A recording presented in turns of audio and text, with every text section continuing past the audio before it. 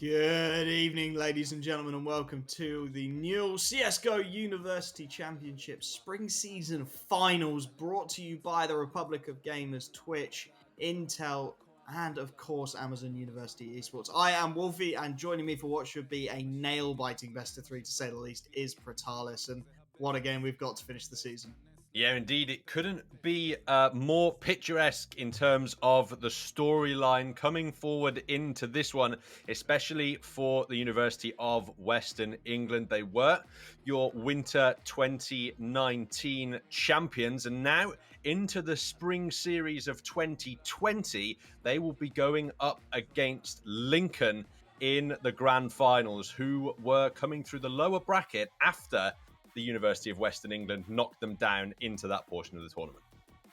If Lincoln can take this, it would be one hell of a comeback story, to say the least. But they are coming up against some stiff opposition. As you said, winners of the Winter 2019 finals, we casted that game. It was a dominant performance from UWE, who are playing with largely the same roster as we saw back in Winter of 2019. They also, just last weekend, took a stay-at-home series, dropping one map across an entire day's worth of CS. So they are a very strong team for the Lincoln Swan Patrol boys to be coming up against. But we've seen what they can do. They've got that underdog. They've got that fight in them. And they've managed to make their way here all the way through that lower bracket, as you said. And they're here to fight.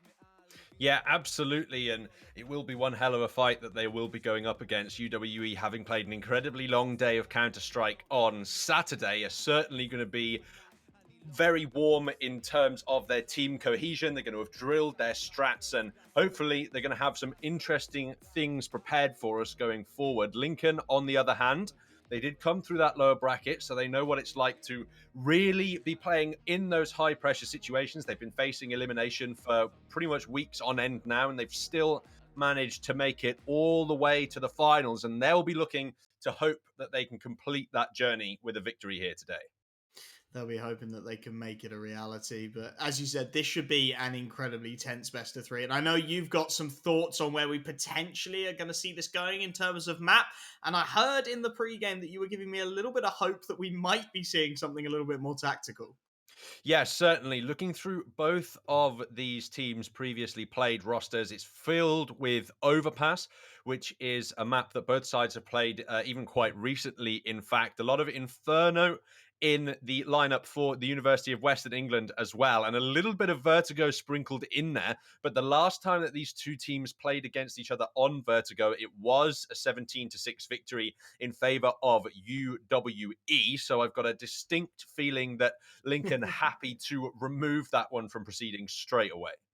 You'd expect to see it going very early on. And these teams are fairly well versed in each other's picks, right? They've been here before, they've played each other plenty of times. And as you said, UWE knocked them out in some strong fashion from the upper bracket, brought them back to here.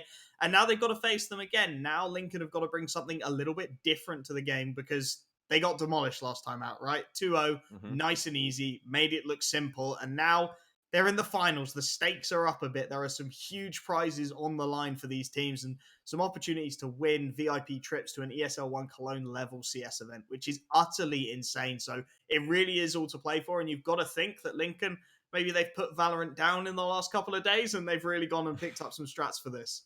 Well, certainly, you wouldn't want to be dropping the ball at the last hurdle at this point. All of the hard work, it's all built up to this. And it really is do or die when it comes to that grand prizing structure. You know, whatever you get in second place is nothing in comparison to those VIP trips to that event. It's just far and away much better. And with that sentiment in mind, we can head over to the veto and see just how much preparation that these sides have been doing. That's the Vertigo ban that we expected. That's Lincoln taking that out, not wanting to bring it forward. Mirage coming out from UWE, a more tactical side, taking out the more puggy style maps. The Inferno pick going in certainly does favor UWE, in my opinion. They're more well versed on the map than perhaps their opponents of Lincoln are, but still, now that's the interesting pick, Train. I don't think I've ever casted a series in which Train has been picked in University CS, so that is going to be an excellent one to see. Another puggy map removed, but Overpass taken out at the end is the interesting one, with Nuke left over as the decider. That's certainly a map that Lincoln have experience on, but it's also a map where preparation can be king when it comes to your executions there. So we'll just have to see how much preparation both sides have done heading forward. I am absolutely desperate for this to go to a 3 map series. Every single time I've been on broadcast, I've talked about wanting train, wanting nuke, somebody pocket pick it, and the leftover is nuke. And we do see the UWEC stags picking up train as well. But unfortunately, as you said, Inferno feels like a very strong map pick for UWE coming off the back of Swan Patrol's pick. And they've even opted to start T side. We're seeing train being picked up T side as well. I'm not sure if that's a graphical glitch or not, because that would be very surprising indeed. But it's an interesting call where you start on Inferno, right? The CT's potentially at a disadvantage in the previous meta with the Mm-hmm. Krieg where it is now. Is this now more of the CT sided map we expected to see? Well, yeah, the Krieg has obviously now been reverted to its previous state, and to my knowledge, we will be, well, not to its previous state, it's been nerfed somewhat at least, and Yeah. to my knowledge, we will be playing on the most current patch in that regard, so not much time left for T-sides to adjust, but to be honest with you, it was sort of a mixed bag into teams that really adopted the Krieg meta versus teams that had one player who was really good on the Krieg, so they sort of just gave it to him the whole time. I don't necessarily think that either of these sides should be too completely damaged by it. At the end of the day, you can just sub it out for an AK and bring those AWPs back forward, back towards that more traditional style that we were seeing. So hopefully it shouldn't be too much of a spanner in the works for these sides, but it depends on whether they've been over reliant on the weapon or not. Yeah, and I have got confirmation from the guys in production that we are going to be playing on the newest patch indeed. So Jumping Deagles, Tech Nine's back for the Olaf plays of the game, and of course the Krieg getting nerfed into the absolute ground. So I think that's going to be really intriguing because, as you said, there's not a lot of time to get used to the adjustments. And I know certainly when I played CS, in that meta, I was picking up a Krieg every single time. I wasn't bothering with the AK-47. It was just every round AK-47, no, why bother picking it up? The Krieg is so powerful, and it almost changes how the CTs can peak as well, right? Because Mm-hmm. these long-ranged engagements, they were just a no-go, and now they're a distinct possibility. Yeah, indeed. And I think something that's interesting as well is as you saw the rise of the Krieg, you also saw a minor resurgence in AUG usage on that CT side. And with the org relatively unchanged, it's going to be interesting to see whether or not that is going to be more relied upon by the CTs. It'll be very intriguing as we do get straight into it. Pistol round coming up, and it is going to be UWEC Stags starting on the T side. Their choice to start T on Inferno. An interesting call as the utility comes out in spades. 12 with a smoke and a Molotov, a smoke, and 2 flashbangs on Craig as well. It's going to be an early B setup. Tense there with the defuse kit on that bomb site. Tink to back him up, but how many picks can they get as these Glocks start to swarm? That is the question indeed. Right now, the side of Lincoln just have to hold true, hold out, don't go over aggressive unnecessarily. But these rotations have got to be timely as well, because if they allow that side to get completely overwhelmed by this UWE attack, they could very much struggle in the retake situation. There is a kit available on Tink, and it's just about for him, if he does go down, not losing it in an unretrievable position. So a really great job from UWE as well to bait out that only CT smokers. Now the push starts to come in. Smokes and flashes all over the bomb site. It's going to be 12 to draw first blood. Tense goes down.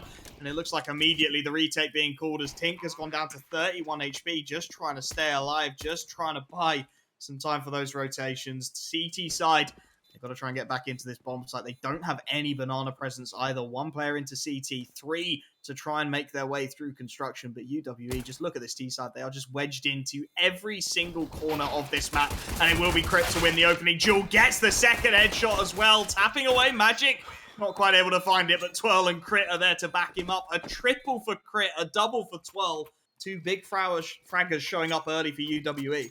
That is an excellent opening round for the side of UWE. And if they continue to play like that through Inferno, Swan Patrol are going to have a serious challenge on their hands. Near flawless from them. The perfect post-plant positioning. They baited out the utility like an absolute dream. And the result was a nigh on impossible to retake B bomb site. With Swan Patrol not being able to get much done there. They've elected for the Force in this second round, and they still have hold of 4 smokes, so it's not completely free of danger here for UWE, but if those MAC-10s can get amongst it, start farming up some cash, they'll be in a great position heading forward through the T side.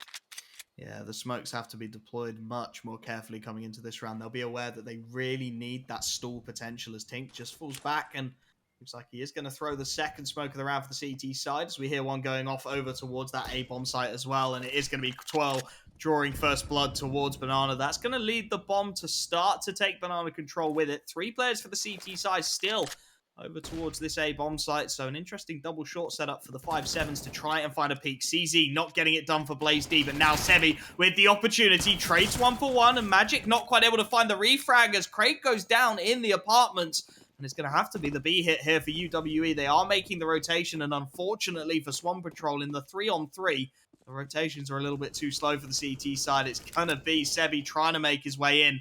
There's Tink with it all to do. 5-7 on the bomb site. These players still slowing things down for UWE. The utility ran completely dry, and that's a beautiful flashbang, but somehow Tink can't quite connect the headshot. Going to have to fall off of the coffins as he goes into construction, and Twirl makes that AK sing once more. Plenty of low HP players. But there's only 1 player left for the CT side, and that's Drakan making his way in from Banana, spotted out by Twirl. And now UWE, they'll just sit off of these angles. No need to take the fights. The MAC-10, the box of bullets to try and get something done. But the crossfires, they're looking good. And Magic will clean things up. A second round on the board for UWE, although it wasn't without some significant scares for them as 12 goes down to 2 and Crit goes down to 33. Yeah, that missed opportunity onto Crit was really the costly moment for Swan Patrol. The 5-7s did well to get the opening 2 kills, lock it out in the 3-on-3 situation. And if that 1 kill can be found towards the B bomb site, it's a much easier time for the retaking Lincoln players to try and get into things. A much tighter eco situation in this round. Scraps of utility available. HE grenades doing some damage in the opening of this round, but no picks able to be found. And with just the P250s, it's going to be a gamble stack over towards this B bomb site at the moment. 4 players in position to defend, and UWE, you have to expect they're going to continue to play this slow, probe for the information, and eventually realize that there's no one on the A site. They've sent 12 fairly aggressive, but he is just going to back out of that one. I don't mind this stack here from Swan Patrol. They're not going to get much done otherwise with these pistols. And it's going to be Sebi through the smoke. First to fall, unfortunately, as 12 finds the spray down on the AK. And now this is where this boost for Blaze D can start to come in. Crit gets a second. Tense able to trade, and Crit actually going to be traded 1 for 1 as well. So a 3-on-2, and again, UWE, they're shipping away these rifles. Unfortunately, none really recoverable for the CT side. So 2 default pistols, a HE and a smoke. Molotov goes a little too deep. Blaze D looking to get himself up on top of these coffins and potentially catch a timing here, but Worse Than Me reads it well. And Drakan, last alive, tapping away with that USP. Potentially could just keep a couple of players in towards this bomb site, but it's not going to happen. UWE, they will get their 3rd round on the board, but yet again, we're seeing them shipping a couple of rifles every round to these pistol buys. And as the first full rifles come in, you do start to wonder, is this going to be an absolute slaughter? Yeah, that is certainly the question. Right now, the silver lining under that dark cloud for Swan Patrol is that they are doing a decent job of managing this T-side economy. Only really Magic running away on the money there with Worse Than Me, with a reserve of just about 3k, which means that if Swan Patrol can win 2 rounds consecutively, they should be able to put UWE on an eco situation at the moment. Now they have the rifles out, they have the utility to boot, they should be able to get something done here. Tink is going to continue to play actively around this banana spot and try not to give away the map control, but this is a risk playing from sandbags. He's got to get this frag Crit there to try and clear him out as well, but the flashbang is perfect. Tense with the assist to find the opening. 12 wants to try and get something back, but wisely the CT side will just back out of that situation. They found themselves the early man advantage. No need to re-aggress now. And they've still got a fair bank of utility as well. 2 Molotovs, 2 flashes, a smoke available onto Tense. So UWEC Stag seem to be seriously rethinking the plan. Bomb going to be recovered off the top of Moto. And it looks like they're going to try and hit towards this A-bomb site where 3 CTs lie in wait. Yeah, no smokes left for those CTs either, so it's just the Molotovs that they can rely on for now to keep this execute at bay. They've not quite called any rotations just yet. You can certainly see Lincoln thinking about it, but instead they are going to leave the player over towards construction, which means it's going to be a 4-on-3 attack. 12 with a lovely headshot to open things up, and now the execute starts to come in. Now that lack of smoke starts to show. Craig with the second, make it the 3rd. UWE absolutely flawless into the A bomb site. As Tense and Tink, got to be wondering how it's come down to this. Tense will find the headshot onto Magic. 2 players, again, low HP for the T side of UWE as they start to use the last of their utility. That Molotov, perfectly timed. That will buy them few precious seconds as these CTs to make the retake a reality. Diffuse kit down in the pit at the moment. I don't know if there's another one on the site. as the peaks start to come in. Craig just jiggle peeking it, trying to play for the team. He'll get the first. Tense trades for the second, but that is it. That's all she wrote. UWE, they crack the A-bomb site open like an egg, and they find themselves round number 4 on the board. And again, as much as they're keeping that economy under control, their economy is looking distinctly mediocre as well. Yeah, they are going to go for the partial pistols in this one, try and keep themselves with enough money left in the bank to buy up in the next round. You can see Tent sticking over 3k. That means he's likely to purchase the AWP in the next few moments, and he's gone very aggressive towards Banana at the start of this round. Been rewarded with a free kill for his efforts, and he doesn't even have any body armor, so he had to hit that first shot to secure that kill. Does it perfectly, and now he's going to stick around for some more. There's 2 players on this angle as well, but Magic, the cleanup crew, do come in with the refrag. 4 on 4 now. The rotation's starting to scramble for the CET side, but UWE, no reason to commit to either bomb site at this point.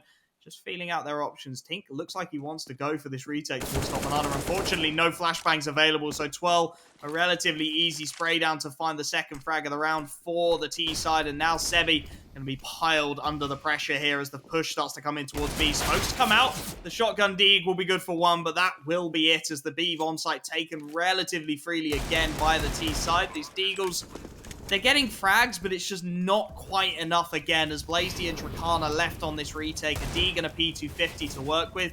Both players trying to make their way into construction and perhaps hoping they can get a timing on some kind of a frag. But again, that utility's still there for UWE, still buying the time. Dracan through the smoke, not going to happen. And Blaze, if he could just keep a couple of players near the site to go down with the bomb here, that would be instrumental.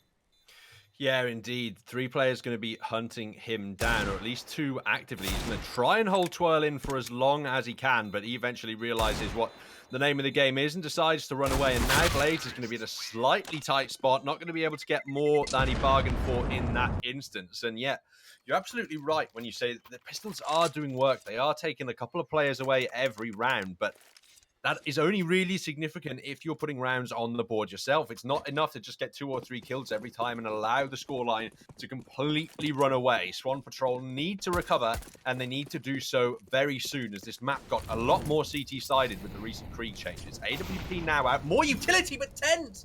He shot his teammate in the back of the head. It's an absolute execution. What a nightmare start to their second gun round.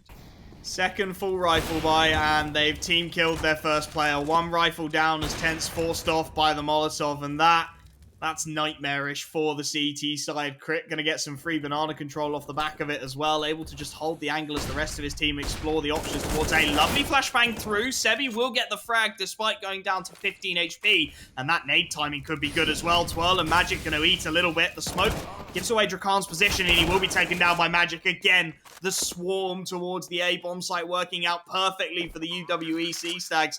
And this could be a 3-on-4 retake. Instead, it's a 2-on-4 after that team kill. Tense and Sebi, nothing more to really do here. Try and grab themselves that AWP on the exit, as indeed Tense will do.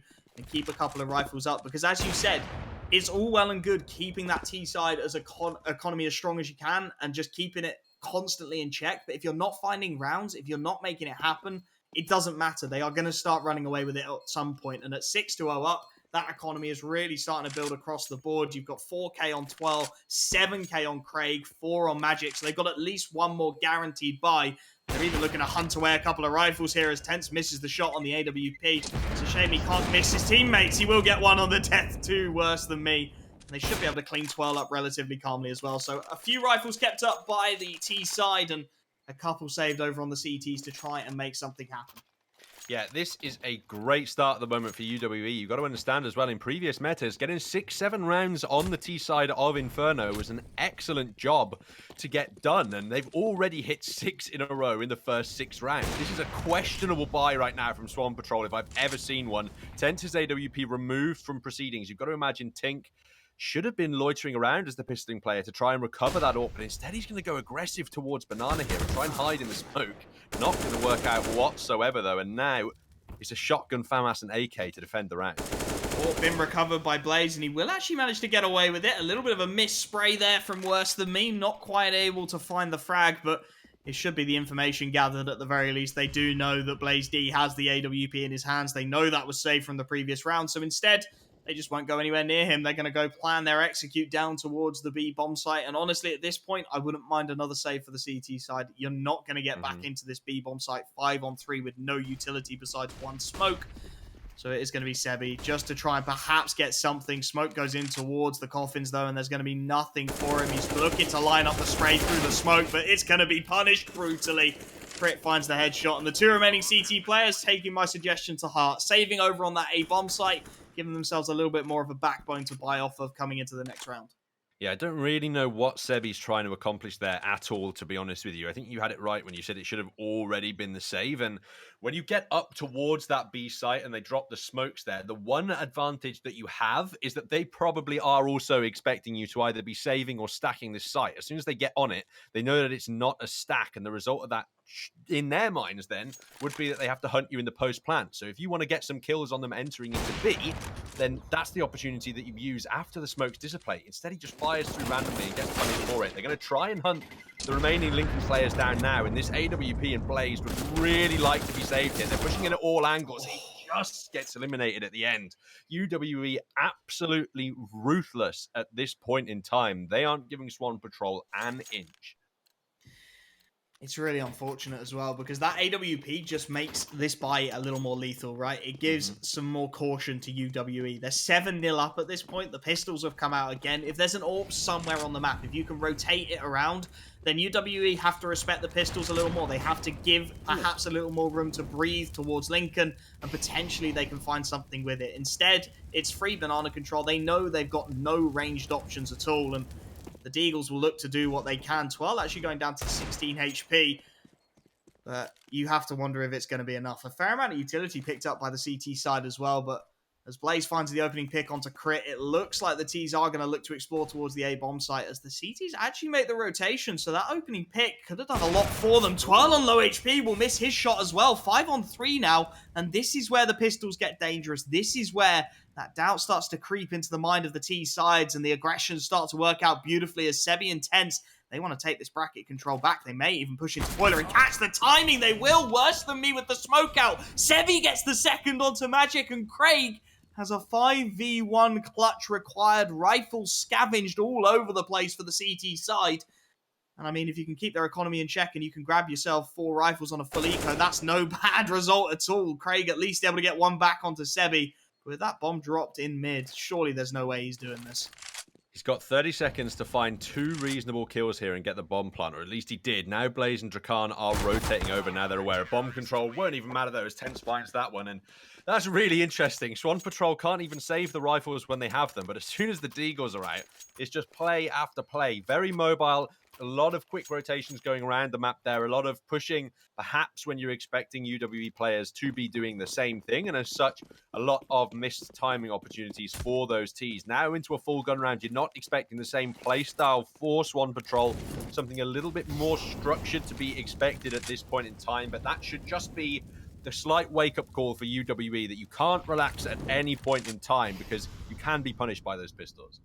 Honestly, I would have loved to see them do the exact same thing again here. Just go for the timings with these rifles, because we've seen that's the only round where they've worked something out so far, right? That's the only round they found success as 12 with a quick double towards top. Banana opens things up. Tink on the spray down will grab 2 back, and will just about hold on to that B-bomb site control for his team. Tense, hoping for a timing on the edge of this smoke. Worse than me just spotting him out there, and this fight could be crucial in the context of the round. Worse than me, he's waiting for the utility smoke.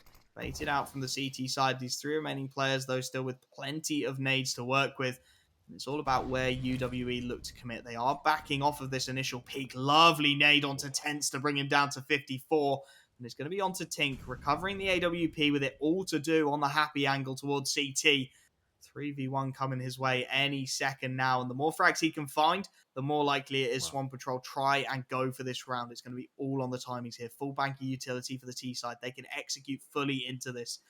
How much can Tink get done? The pre-fire not going to happen. Molotov might buy a little bit of time, though, as Worse than me and Craig are going to go straight through it. Both down to half HP or lower. and that's going to make this retake incredibly viable. Magic actually has the bomb on the wrong side of the cross here, and he's going to make his way around for the plant. The wallbang not quite going to come in, but they can't defend their planter. Tense gets him, and as Worse Than Me trades onto the AWPer. Finally, Craig gets one more. 1v1, and Sebi with the double will hold on to the B-bomb site. The fast retake before the bomb goes down, working out absolutely perfectly for Swan Patrol. They even managed to save themselves the AWP, and now we see that T side dipping into the last dregs of that economy. Yeah, after those grenades go out over towards the A site to fake, a really interesting decision from Swan Patrol is they actually send Sebi straight into the apartments for information. They want to figure out exactly whether UWE are hitting that A bomb site or not, and the answer was absolutely not. As soon as he gets into apartments, a quick beacon balcony reveals that there's nobody towards mid whatsoever, and it's a complete fake towards the A bomb site. That allows them to rotate in, and as you just saw, actually be able to hold that 3-on-3 situation rather than hope the AWPing player of Tink, I believe it was, can just hold out. They've got a little bit of bracket control to work with here, the T side, and they're looking to up the pace off the back of it as well. Drakan in towards the pit, going to be put under pressure through the smoke.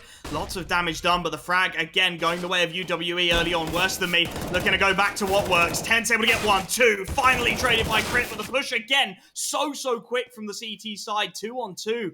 Before we even know what's happening, and Crit looking to get the bomb down. This time, we'll at least be able to do that lovely headshot to take down the M4A1 of Tink and Blaze. He's got a 1v2, he's got an AWP, and he's actually going to go around the corner of that smoke, potentially looking to just catch a timing, get some kind of an opportunity. Not going to happen. Crit, the hero of the round.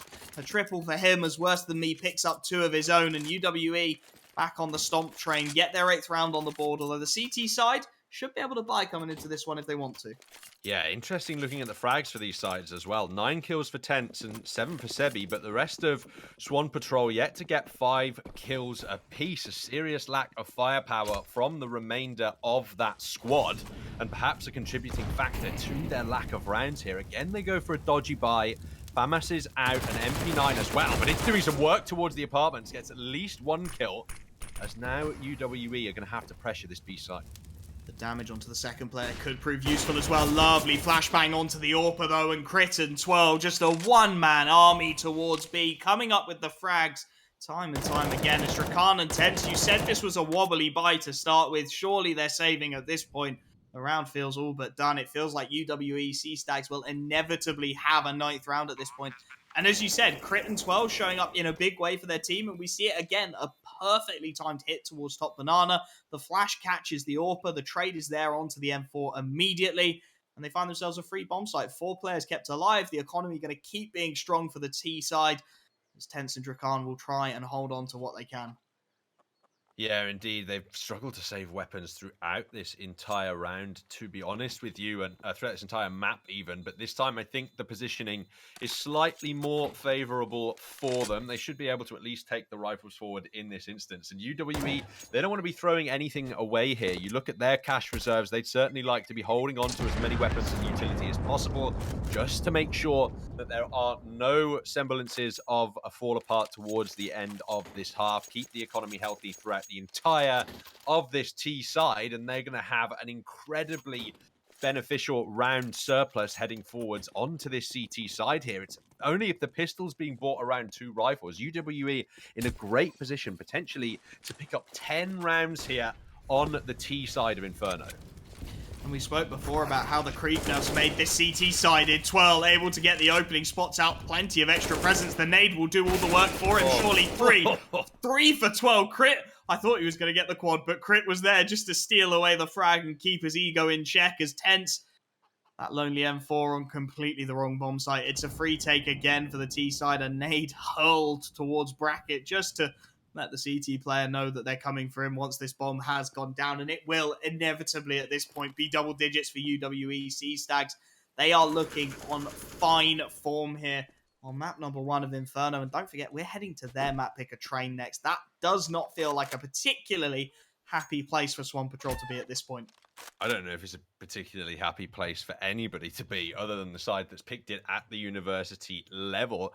It's barely been played at all by the side of Swan Patrol. They played it once earlier on in this split, and they lost it 16-9 in that occasion. So looking like certainly unhealthy territory for them to be looking forward into. And again, you just imagine UWE switching over towards that CT side. Things theoretically should just go from strength to strength for them here on Inferno. Swan Patrol now are going to have some cash together. Tent's likely to drop this M4 and pick up the AWP, as he does have $8,000 to his name. But right now, the rifle rounds have been largely unsuccessful for the side of Swan Patrol. It's been individual plays that have won them the 2 rounds that they've been able to put on the board, and UWE just look at home on Inferno. They really do look confident on it at this point. They've got full rifles coming into it. As you said, the rifle's not great. No AWP for the CT side. Their utility, a little bit lackluster. And we've seen how great UWE are at just bleeding out that early utility as well. Making noise, baiting the smokes, the HEs, and then just executing when the CT side have got nothing left to stall them with. Again, Tink using one of those early smokes over towards B. Tense looking for a timing. Will eat the nade and find the frag nonetheless. Finally, something to cheer for the Swan Patrollers. The opening pick does go their way, and it looks like UWE, after losing a player towards A, have only got one site in mind. Banana control is established for them, and as the execute looks to come through, the second smoke's actually burnt by the CT side. They now have no capability to really stall this. If the hit looks to come in, they've actually only got one flashbang left over towards this B bomb site. So little utility as UWE look to line up the execute. Yeah, and Blazed is just going to be playing up above with a teammate down below. As the smokes now, they are going to come straight forward onto this B bomb site. Blaze completely blind, can't find anything just yet. He's taken out immediately, and Tink can do nothing either. 12 goes huge, and Drakan, why is he doing that? Huge spray through the smoke, no reward for it, and he's punished by the tracers, leaving his side in the 2-on-4 retake. I feel like why is he doing that describes this CT half so far. Swan Patrol, again, just getting caught out by the utility bleed. They lose both of their smokes early, and then they have no capability to stall, to buy time for the rotations, as Crit gets another one into CT, taking out Tense, and Sebi, he's last man alive. He's in an awful position. He's being tagged up, so they'll know exactly where he is as well. Magic actually missing the shot, but Sebi can't capitalize. He knows it's so important that he gets away with his rifle here, but so do UWE. They're going to hunt, they're going to spray through the smoke, and they're going to get their 11th round on the board. All casualties fall for Swan Patrol. At least Tense has got himself some cash to potentially drop around, but it's 11-2. Money no longer of any object for the CT side. They just need rounds. Yeah, and this is an interesting one because it's the second last round of the half, and they've pretty much emptied the bank on the buy in this one, which means if they end up losing it, they're going to have to bring whatever they can scrape together in the final one. And UWE, I mean, they've just gone from strength to strength on this map. They've looked virtually invulnerable as they look to perhaps go for the contact play towards A. Tent's the only man who can stop this. Range through the smoke, but Crit straight ahead of that flashbang. He's just cracked the A bomb site open like a walnut. And once again, Swan Patrol are left reeling on the retake. The cheeky team knife from Crit onto 12 for the team flash as well, but it will not matter. 5-on-4, MP9s, at least another M4 recovered on this retake. Again, utility very limited for the CT side. One smoke, one molly, and one flash of Magic. Locking down short will find the opening pick, and now the players start to thin for the CT side. Drakan spotted flying out of the air. Will be able to find the pick, but traded immediately as Tink, the last man alive, tries to play the timing on the edge of the smoke, but the spray transfer just too much. It's 12-2 as the last round of the first half looks to come in. At least Swan Patrol will be able to scrape the buy. At least Sebi will try and glass cannon the AUE, but we really are looking for silver linings at this point. Yeah, I mean, look at the utility. I mean, look at the 3 of these Swan Patrol players have only got 3 kills. It's been a whole half. It's the grand finals, boys. It's time to turn up in terms of the fragging, and they just have not done so. UWE looking to get quick now up Banana, but with such limited utility available on this CT side, and Swan Patrol quite famously burning through it really early so far in this half. If it gets anything to like the last 30 seconds, they're just going to have nothing to work with on the defense. See, they've done the exact same again. There's 1 minute and 25 seconds left on the clock, and they've already burnt their first smoke towards B. They've not been rotating a player there to give them a second smoke option, so now Blaze is the only player on that site with the smoke as it fades at about 1 minute left on the clock, right? Then the T side, they just jiggle peek. They make any kind of inclination that they're coming towards this B-bomb site. They bait out that second smoke. Then they've got all the time in the world. The utility is absolutely gone. and there's nothing that Swan Patrol can do. They're not hitting their shots. They haven't got utility to stall for the rotation, and it falls apart. Luckily, this time, they've managed to hold on to something at the very least. Molotov and the smoke will come out. Twirl, fully blinded, will make his way straight through it and win the opening duel. Blaze goes down as Tink looking for a timing through the smoke, but there's absolutely nothing there. Sebi, he's desperate to hit something. A no-scope shot through the smoke would perhaps make Swan Patrol start to believe that they can do something about this round, but they will be 5-on-3 on the retake. An MP9, an M4 and an AUE. MP9 removed by Worse Than Me. And Sebi and Drakan, they have to go for this retake. They have to try it. Magic almost catching the timing through the smoke towards Drakan, but how do they even attempt to get back into this bomb site? Again, it's no utility for Swan Patrol whatsoever. Sebi's going to get his head removed by Twirl, and Drakan, he wants to save. You can see it. He's trying to escape away. It's going to be a flawless round to end the half. 13-2 in favor of UWE Sea Stags. And man, oh man, what a half of CS from them. Twirl and Crit on 22 and 17 apiece. The remainder of UWE not above 10 kills. Meanwhile, Blaze, Drakan, and Tink have just not won any gunfights. There's been 15 rounds and they've got 3 kills apiece, which means that on average, they're finding 1 kill every 5 rounds. It's not acceptable. They're just getting dominated in these individual gunfights. The aim clearly not there for these players, and you can't have the majority of your team go missing at this stage. Magic going to take the early damage this time as he looked to get aggressive, and the T's are going to try and swarm him as well, but he still finds the shot. And Crit, with the aggressive play down Banana, could look for even more here. Sebi, they're going to double peek into him. How does he win that fight? How is he even still alive? They're there to back him up as well. So once more, a 5-on-3. Finally, Blaze D gets something going, and the B split starts to become a reality. Where on earth is this bomb going? Oh no, Magic. You haven't read this play. You haven't read this to the letter. Tink's head spotted out. They know it. They know there's a player there. I think Tink is suspicious of the flank, though, and he will find the shot. 3-on-3. They loop back in towards A, and it's on to Twirl. He's got the first. He's got bomb down. He suspects the flank from upper. He'll get the second. He's looking for it. He's got to stick the reload. Blaze D looking to push, but it's all 12 from the pit. He does it again. UWE Sea Stags 14-2. 2 rounds away from victory. And a quick bit of on-stream math between Crit and Twirl at the start of the second half. They had 10 more kills than the entirety of Swan Patrol. That is absolutely ridiculous fragging from those top 2 players. And let's talk about the tactics as well from UWE. They've been virtually flawless. There's been no tactical mistakes whatsoever. That was an excellent read in the pistol round to identify that there could still be players lurking towards the apartments. And it wasn't just players, it was the bomb. It was the entire execute given away at that point in time. It would have been spotted on the minimap. They need to commit no resources towards defending the B bomb site. And now they're just 2 rounds away from a 16-2 victory in the opening map of these grand finals. It's certainly a statement to put out there on your opponent's map pick, isn't it? Heading into Train as the second of the series and just saying, you know what? We're just going to out-aim you, boys. We're just going to make it look easy. The Deagle of Blaze D. Unfortunately, the aim punch, the lack of armor, really going to betray him there. And at the very least, there might be a bit of a timing here. They may choose to rotate a player away, having seen nothing towards Banana. But again, the read is so good from UWE. Craig and Worse Than Me will hold. Worse Than Me will just hold on to that Molotov as long as possible. Tense at least able to get one back onto Crit. Magic will re-peek and trade, though.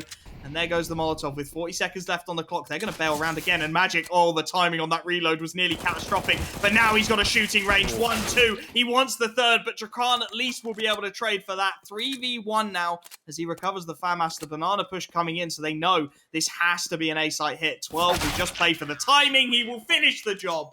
15-2. Again, UWE Sea Stags, they ship a couple of rifles to the pistols, but time and time again, there has been no punish from Swan Patrol. There's been nothing they can do to stop the inevitable train at this point of UWE.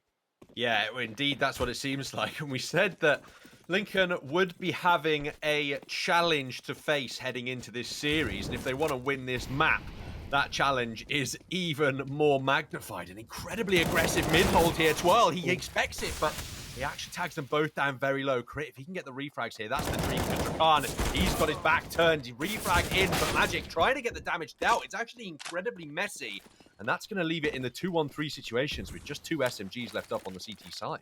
Have UWE finally made a mistake? 2 MP9's going to be making the rotation in from the B-bomb site. A 3-on-2 retake required. And at range, it really feels like they shouldn't be getting the better of these AK-47s. They do, however, have a full bank of utility that they're going to look to expend for this retake. Of course, no harm in giving this a go. They've got 13 rounds to play with. Tense spraying through the smoke, not going to connect. The utility will burst over the top, and now the MP9s will look to get up close and personal. Tense removes the first, and Craig, he's got a 3v1 to deal with here. He's got an MP9 in his hands. He tries to take the range fight, can only find the dink, however. So Swamp Patrol, perhaps start to build yourselves up a little bit of confidence. I think at this point, 1 round at a time, but honestly, just start that aim practice, boys. Start to think about your strats for train. Start to think about how you're going to respond, as we will see the Force Buy coming out from UWE. I thought it was going to be a half, an MP9, an XM, and 3 Deagles to try and make something of this one. I mean, as you mentioned, they've got a 12-round buffer to just try and win out this map, so might as well give it a go here. If it doesn't, hard eco the next, and then bring the guns forward on the CT side later on. 12's going to get very aggressive in the apartments, and he might meet Khan here head-on. Misses the shots, unfortunately, though, and that's going to leave Crit isolated. Very isolated on the D, and he's going to be swarmed as well. Blaze D with the pre-fire, and then the wallbang headshot to make it 5-on-3. This Force being torn apart by the Lincoln Swamp Patrol boys. And this is what we expected. This is much more like it. They're really starting to make a go of this round. Admittedly, it is against the Force Buy of Deagles, right? The XM here, for worse than me, just looking for exit frags at this point. They know they forced into this round. It's all but done. They're still going to have 11 rounds to play with when this one is over and finished with. So just keep your hands on the full utility. Keep your hands on that XM, and perhaps hope next time that they walk into the jaws of the crocodile. Yeah, indeed. UWE, again, it's such a huge challenge for Swan Patrol to work with here, even if they had to come back from such a huge round deficit. The fact that it's literally 13 rounds in a row needed just to make overtime, that is virtually impossible. Even if you're coming back from, a scoreline where your opponent's got 13 rounds, 14 rounds, at least there's some margin for error. The first mistake that Swan Patrol make in a round is going to mean that this map is over, and that is just a lot of pressure to be under, especially in the opener of these grand finals. But they've left the bomb completely alone. There shouldn't be any time for worse than me to do something. Deploys the grenade to try and see if he can find any of those late round Doja frags that were made famous in the PGL major, but nothing afforded just yet. Should be a hard eco around this SMG and this shotgun, and the name of the game has to be economic damage here for the side of UWE. Not that it'll matter, to be honest with you, though, because the first round loss from Lincoln is going to be the game. Yeah, it's feeling rough. It's feeling rough for Lincoln at this point. The nade stack will come in down. Banana won't get as much damage as the CT side were hoping, but they're actually holding 2 nades for the late hit here, just to hope that they can perhaps catch a later timing onto somebody on this T side of things. But as you said, right, it's 15-4. The first mistake that is made, this game is over. Lincoln will be selling it as 1 round at a time. Just slowly but surely try and drag yourselves back into this one. But it feels like a done deal. It feels like Train is already queued up in the server as Magic. Gonna whiff a couple of shots. Blaze D to take him out. He did only have the default pistol, of course, and Twirl going to be put under a lot of pressure here on that USPS, just hoping to perhaps catch a timing onto somebody, but Tense removes his head. And I think, again, immediately, Craig and worse than me save at this point. I know it's an XM and an MP9, but they've got a little bit of utility. They've got some armor behind it as well. They can look to upgrade onto the rifles coming into round number 21. Yeah, Crit could go a little bit aggressive up mid if he wanted, but I do like the position that he's going for, holding the aggressive banana angle to give info for Craig when that push does come in and allow him to be a little bit more ready. It is actually going to advance now, and he's just playing right underneath his teammate at the moment. We'll have to see whether they can convert. Dink's got the opening dink actually there onto himself. Crit's going to run away, and Craig could capitalize with a couple here if Swamp Patrol get too eager.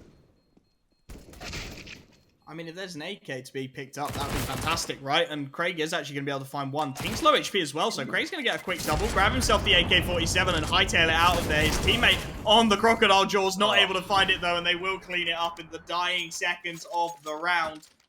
And now UWE, they will have another buy. And they will have an opportunity to shut this one down. It looks like they're not going to bother. They're half buying again. They want to make sure they've got absolutely everything they could ever want for Christmas to take this victory on map number 1. And this is where I start to get a little bit pessimistic. And I start to think, Oh, are they ecoing a few too many? Are they giving Swan Patrol fewer and fewer full rifle buys to come up against? And at some point, are they going to start getting punished for this? They do have 5 Deags, they do have a little bit of utility, but it feels like they're starting to walk a thinner and thinner tightrope at this point. Yeah, I do agree with it, at least in this instance, I think, solely because of the fact that if Craig wanted to pick up an AWP on this CT defense, he'd have to do it glass cannon and with virtually no utility either. You know, these CT sides, if they did pick up those rifles and armor, they would have no grenades to work with really whatsoever. So I do agree with it, at least in this instance. Drakan going big on this A site, though. Quick double to open things up, and Magic, again, this is about damage, but he's only going to find a tag, and they're just being cleaned up. It's so smooth for Swan Patrol. This is like the first half from UWE at this point, just bulldozing their way onto the sites as UWE will finally get their buy together. It will be the AUE pulled out, dropped across as well. It looks like Magic going to be the one with AUPing duties. Rifles for the remainder of the team, full utility, everything they could ever wish for to try and finish the job here. Yeah, a couple of lack of head armor, but not that that's going to matter. Up against the full complement of AKs. Good flash to deter Magic for the angle for now, but it's not going to grant Swan Patrol any extra mid control as they focus their attention just to deploying some utility into these apartments right now. They've been clinically taking it every round, and I very much like the adaptation from UWE here. They were in the past playing 2 players in apartments and losing the majority of gunfights, so they've backed those guys straight off towards Arch side at this point in time for the more passive defense and to utilize that buddy system to try and trade each other out. It's a fairly passive setup across the board from the CT side, and it's going to allow a lot of map control to be gathered by Lincoln Swan Patrol. They're now going to start to make their way up towards Bracket. They've got a couple of players to top Banana. Bomb's still back in spawn, however, as they're just looking to play for the timing. Still plenty of utility available for the CT side at this point as the Bracket control is indeed taken, and you can see Magic on that AWP, not willing to rotate either way just yet, just holding the arches from Speedway. That gives him a little bit of a quicker rotation as it is indeed going to be the B hit. 38 seconds left on the clock. Worse than me. Still has utility to burn. There goes the Molotov. Smoke behind it to buy even more time. He's going to go down low in the molly, but he has bought precious seconds on the rotation. Worse than me with the first. Craig with the second. Worse than me. Still alive and kicking. How does it look so easy? 16-6. It will be the Sea Stags taking the victory on map 1, and we're heading to their map pick of Train next. Yeah, absolutely incredible performance from UWE. They utilized all of that round deficit. They took something like 3 ecos in a row there pretty much, and it worked out for them because as soon as they had those full rifles available, just a completely clinical hold of the B bomb site. Unfortunately, Swan Patrol not able to get much done, and there's a serious question about the fragging power of this side heading forward. The core 3 players, at least at the end of that first half, not looking warm whatsoever, not looking prepared at all, and not winning the gunfights. And that is a nightmarish situation to be on Inferno. Heading forward onto Train, it's so important that the CT side does win those opening gunfights that it could bode ill for them for the rest of this series. Yeah, I take everything back I said about those ecos. As soon as they pulled the rifles out, it was a clinic from UWE Sea Stags. And we will be back very, very shortly with map number 2. Train is going to be needed to be taken by the Lincoln Swan Patrol. And it feels like it is a long, old uphill battle for them. We'll be back very, very shortly with map 2. Don't go anywhere, guys.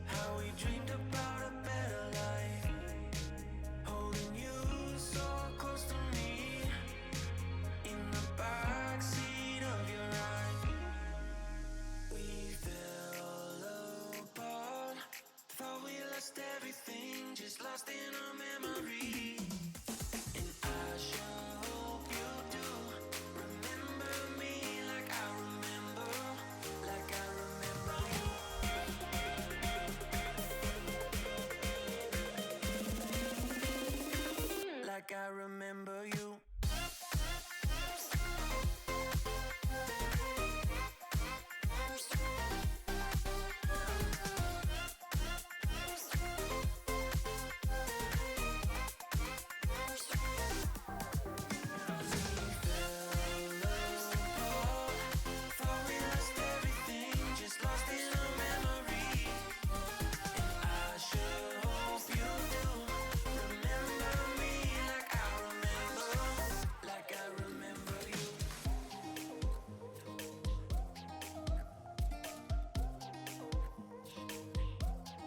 Why you so defensive?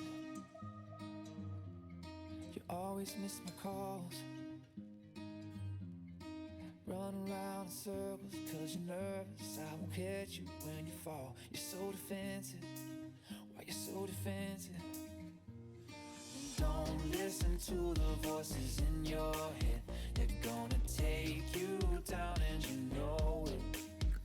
I'll be waiting till you come to your senses. Baby, tear down your fences. Baby, tear down your fences. Don't listen to the voices in your head. They're gonna leave scars if you don't show it. I'll be waiting till you come to your senses. Baby, tear down your fences. Baby, tear down your fences for me.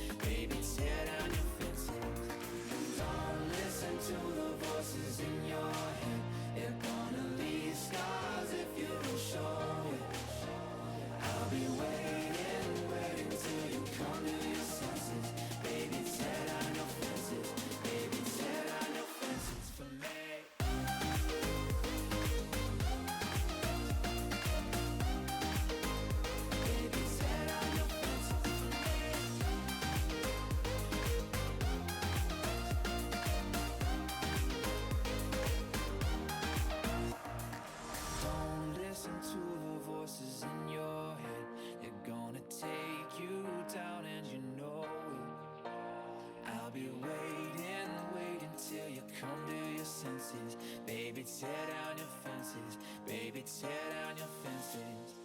Don't listen to the voices in your head. They're gonna leave scars if you don't show it.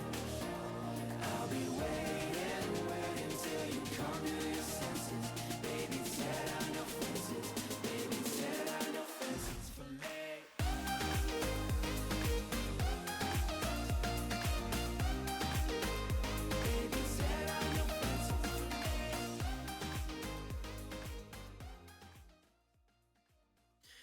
Welcome back to the New York CSGO University Championship Spring Season Finals. And after what can only be described as an unmitigated disaster on the map pick of Lincoln Swan Patrol, going down in brutal fashion 16-6 to the UWE Sea Stags, we now head to train the pick of UWE Sea Stags. And it feels like silver linings are rather hard to come by in this best of three series, Pratalis. Yeah, indeed. You thought perhaps for a moment that the instant removal of Vertigo would have given some breathing room to the Swan Patrol side as they were beaten by the Sea Stags on it in previous instances. But as we've witnessed in the veto, UWE clearly eager to pocket pick train forward in this series. It's a map that is about as rare as a unicorn in the university Counter-Strike scene. You basically never see it. And so I would put some serious questioning into the amount of preparation that Lincoln have done on the map going forward. They've only played it once so far this split, and they did lose that one 16-7 as well, which indicates to me at least that it's not something they would have wanted to bring forward into the series. And I think that the fact that it's rearing its ugly head in the grand finals is not something that Swan Patrol are going to be happy about. Don't say that about my train, man. Don't do it to me, but you're absolutely right. It is an awful situation for Swan Patrol to find themselves in. You sort of looked at those vetoes and you went, okay, they take Inferno, they take their pick, then they've got Train, then they've got Nuke.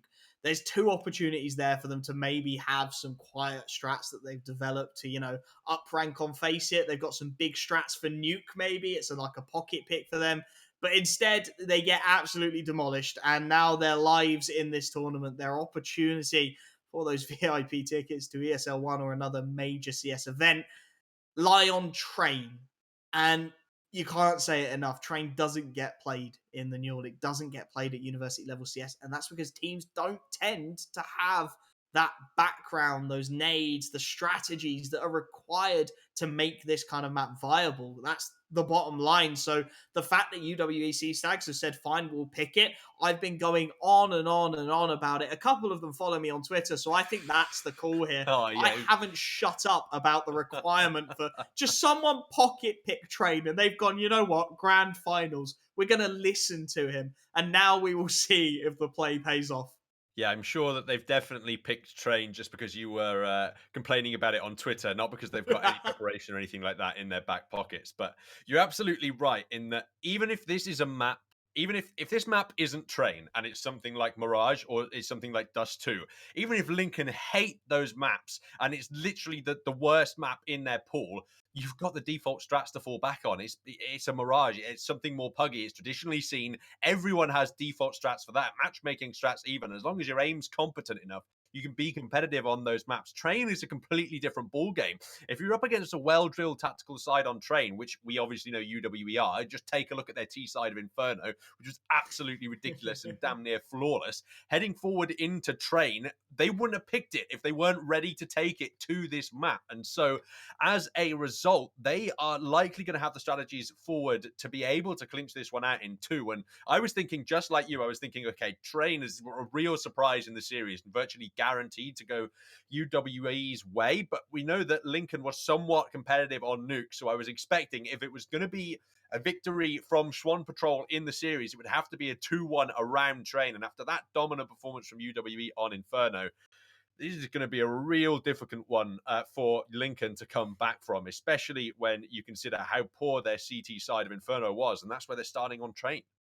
Yeah, it really did feel like Inferno was essential to make this series competitive, didn't it? It felt like that map goes their way. UWE clearly drilled on Train. Then maybe there's something in the bank. Maybe there's something left on Nuke. Some strategies they've got, some plays they've worked out just on the off chance. But instead, they're 1-0 down. They have to take Train. And as they head into the pistol, starting on the CT side, they have got to banish all of the demons coming out from map number 1. There can be no more mistakes. It has to be flawless from here on out as the UWE Stags, they'll look to keep their momentum up heading onto the T side. Yeah, absolutely. Potentially some high-paced plays in this pistol round. Traditionally expecting an execute around the B bomb site here on Train, because you see the current meta, you just sort of people leave one player on the B bomb site to defend against the active pushes and then the rest over. But instead, UWE, they're going to send 4 players out towards Ivy straight away, and Twirl, who's got one of the 2 smokes available, just loitering over to make sure he can deploy that onto A and allow his team to unite with him for that pincer push. You can see he's actually looking to deploy that right now through the windows. But Sebi's the man on point. Blaze found the opening kill, but Crit able to reply in kind.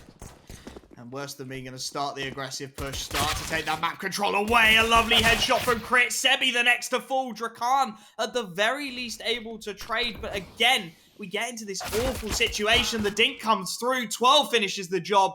It's 3v1 tense. The USPS and Armor, the bomb going to go down on this B bomb site, and they're watching for the flank as well. Twirl is right there, shoulder peeking this angle, waiting for the timing, spots him out, and now they know exactly where Tense is. He's going to try and make his way down onto this bomb site, but there's nothing doing. UWEC Stags, there's that momentum yet again. There is that timing yet again to find themselves round number 1.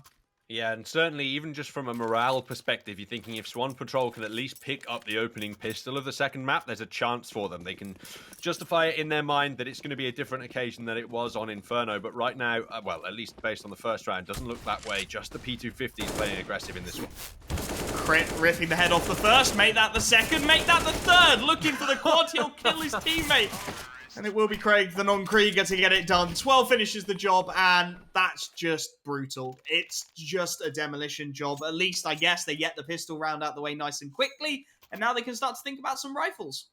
Well, that's what you get, Craig. You're going to run in, you're going to try and steal Crit's kills, and he's going to put you down like the dog you are. Unreasonable behavior met with reasonable punishment from the side of UWE, and, well, they can find team kills and still somehow get the rounds, as these weapons are going to be forced forward from the side of Swan Patrol. Very nice opening utility damage dealt onto these Ts, but again, the question remains, how long are they going to be able to hold on to these smokes for? They were famously having no smokes available for the late rounds of their CT side of Inferno. They've already deployed 2 of them now in this round, and if more smokes dissipate before there's, 45 seconds or so left on the clock, they're going to really struggle to hold on utility-wise. Tense looking to get aggressive. He wants the timing. The pop flash is beautiful. He will find the first. Immediately traded. The MP9 will catch a timing though, and it will be the man advantage for the CT side. AK-47 recovered, and that's going to really put a dampener on this execute. Tink with the deep smoke to buy the time, but worse than me, straight through it. Still a 3-on-3 as Sebi looks to lock this down from the Bond train. M4 in hand, has the support rotating in. The AUG of Blaze D. Perhaps we're going to take advantage of the range. The bomb. Where on earth is that bomb? As Crit takes the dink. Sebi to take him out. Mac 10. Oh, that spray down is awkward. The Mac 10 not going to make it happen. Blaze D on 5 HP. Able to stay alive as Worse Than Me makes the rotation around. And just a slight mistiming there from the T side of UWE means that it is going to be almost inevitably at this point a round going the way of the CT side, as Drakan will confirm it. Getting that first round on the board and keeping a little bit of utility behind just in case as well. Lovely stuff from the Swan Patrol lads. Yeah, a great effort from them to actually be able to win the opening gun round on this occasion. It means they're going to be able to buy up back forwards, and UWE dropping straight down onto the eco here. Just a couple of deagles up with some armor. 12 in the late round assigned to buy up an AK, as he will still just have about 2k left in the bank afterwards. But a great use of aggression there from Swan Patrol to find the timing necessary. Sebi going to punish 2 players towards T-Con, who are holding for the peaks. And, well, the double drop into Pop will get at least 1 in return. It's going to be a dangerous rest of the round. They need to be a little bit cautious now. 4-on-3. Can't really afford to give too many rifles away, because don't forget, this was a half buy from the T side of UWE Stags. They haven't invested heavily. Crit's managed to recover himself a rifle, and they do have armor on both of those players with the rifles now. So there's potential for UWE to do some real damage here. It's going to be all on the timings. Tink, again, smoke gone. Just hoping that he can find this frag. Yeah, indeed. Swan Patrol just waiting ever so passively. Worse than me, suspecting that some Ivy aggression might come through, but he would be wrong on this occasion, as Swan Patrol happy to hold passively within their respective sites at the moment. And it looks like an A execute might want to be what's considered, as Worse Than Me has no intentions of moving away with that bomb. And that'll mean they'd have to find the 2 riflers of Sebi and Blazed to get in before dealing with these B rotators. No smokes available left on the CT side, though, so it's got to be a dry defense. Org at range as well is going to be absolutely lethal, surely. Crit, though, removes it with a swift headshot, and Sebi up on the bomb site. He has to find multiple frags here. He's got the spray down for 1. He's got the planter as well. Sebi, the hero once more, as Crit left 1v3. He's got the spray down for the first, but time running out for him, surely, and indeed, Sebi will confirm it. All the kills in the round, an ace from Sebi to make it happen, but it was close. UWE, if they've cleared the bomb site there, if 12 finds 1 more frag, that's bomb down, and that's a 3-on-2. Yeah, indeed, we're seeing Sebi, one of the big 2 fraggers from the first map, saving that one out, and UWE happy to go for the partial yet again. Just preserve that economy as much as they can, heading forward into the next, and these pistols look to go quickly out B. Molotov and the smoke actually missing its target. Tink up on the ladder will find the first onto 12, and 5-on-4 the rotation surely to come in here, as the pistols still looking to swarm, still looking for a timing. They will feed the MP9 instead. Crit will find the timing for another, and There was perhaps a world where they get the bomb down here, but instead, on 13 HP, crit 1v3, he finds a couple of tags and nothing more onto Blaze D. Again, a couple of rifles dropped, some armor reinvestment required, but nothing of significant concern for the CT side, although this round could really prove crucial. They've gone for the AWP, they've gone for the heavy investment here, and only 2 players with any real bank left. Yeah, indeed. It's going to be an incredible extension of the economy for both sides here. Interestingly, Craig, the non-Krieger, staying true to his name and picking up that Krieg as they look for a full execute into the A site here. At least the utility positions suggest that. And there's 4 players actively defending at the moment. Tense lost the engagement up against that famous the strategy that I think was Luminosity coined, where you just drop down, head on head, down into Pop Dog. So he's just going to hold slightly more passively this time, not actively contest that ladder room. And UWE as well, happy to hold, wait for that signature Lincoln aggression before going anywhere.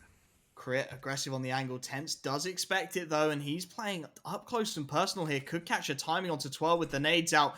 And the spray down, a real distinct possibility here. He has to find frags for his team as the swing comes in. Traded 1 for 1, but there's Crit again with the headshot. Sebi punishes the aggression up on top of the trains, but it will be bombed down. And Magic with a huge headshot. 3 on 2 now. Blaze D and Tink, at least they've got some utility to try and make this retake a reality, but that bomb is perfectly planted. They can peek it from main. They can peek it from sandwich. They can peek it from drop. They have every possible angle covered, and Blaze D and Tink, they've got 1 smoke, a molly, a selection of flash bangs, a missed flick, and he's down to 28 HP, looking to recontest, but it won't happen. Tink, the last man alive, at least able to find the trade frag and bring it back into this 2-on-1, gets the second as well, but that bomb's ticking down. The Molotov goes onto it from Craig, the non-Krieger with the Krieg, and the AWP will be recovered by Tink to just try and keep some kind of firepower coming into the next round. It will be UWE Sea Stags to get their 3rd round on the board, and you can see how that's hamstrung the CT economy. Some big decisions to make here. That dropped AWP forward. 2 players with enough money to buy as well. It looks like Swan Patrol are actually going to force up into this one somewhat. The rifles coming out for Tense and Sebi. So the bank emptied, and an important round either side as UWE with just the 1-round victory in their streak at the moment. They're not going to have too much loss bonus built up either. Their money not looking the most stable. As once again, they look for a slightly more passive setup, holding for the aggression. And this time you can see Swan Patrol much more spread out, despite stacking 4 men towards the A bomb site in that last round and still ultimately losing it. Nice molly onto Magix as well. Going to bring him down to 69 HP. And Sebi going to get aggressive off the back of it as Blaze finds the opening pick down Ivy onto Craig. Sebi pop flashed in, sat inside that smoke is Magic. He is just hoping for a timing. Worse than me on the UMP is going to try and hold for this exact aggression, and he'll get it as well. Double dink to the head. Tense now under pressure from so many sides as 12 finds the refrag. Orpa baited out by the shoulder peak. They know where he is now, and they're going to look to aggress again. Magic on the AK gets the better of his Orping counterpart as Drakan and Tink, with just a deal and an MP9 to work with, will have to try and pull off a miracle on this retake. 12 holding towards Connector, and it feels like the perfect setup for the T side. Yeah, absolutely. Swan Patrol really have to consider backing off this one. Drakan's going to face and lose what he has as a result, and Tink just saving this MP9 forward.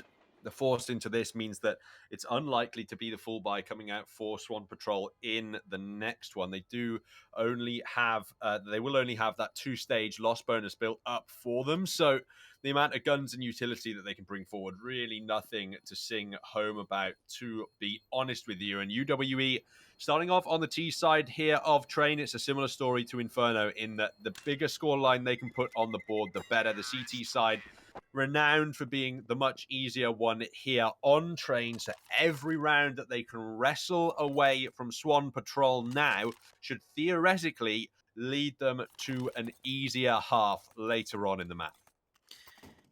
And especially with that Krieg nerf, we've spoken about it time and time again. Those ranged fights are becoming more and more difficult for a T side to face. And it feels like Train always swings based on that T-sided meta. Craig, again, going to get the early entry. Magic, a little bit unfortunate with the timings on that unscope. And Craig going to be put under some pressure. The teammates there in support. Tink, though, and Drakan able to find a frag apiece to actually make this a 3-on-2. Worse than me.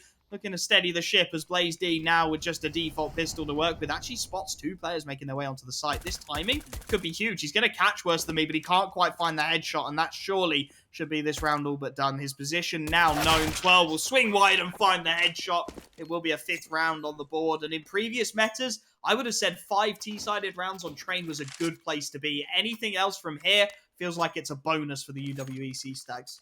Yeah, indeed. Not quite sure what they were thinking in that last round, sending Worse Than Me out on his own with the bomb straight towards site, but it didn't matter anyway. They were able to convert, and they're able to keep this CT economy under a lot of pressure. Bank emptied once again, but a quick shot from Tense is going to revoke that T-side AWPer. There's probably still just about enough cash reserves for UWE to buy up in the next if they lost due to Worse Than Me's hefty bank to hand, but they'd rather not give that CT side any semblance of momentum, as now they all stack up towards back B and prep the nades for the execute.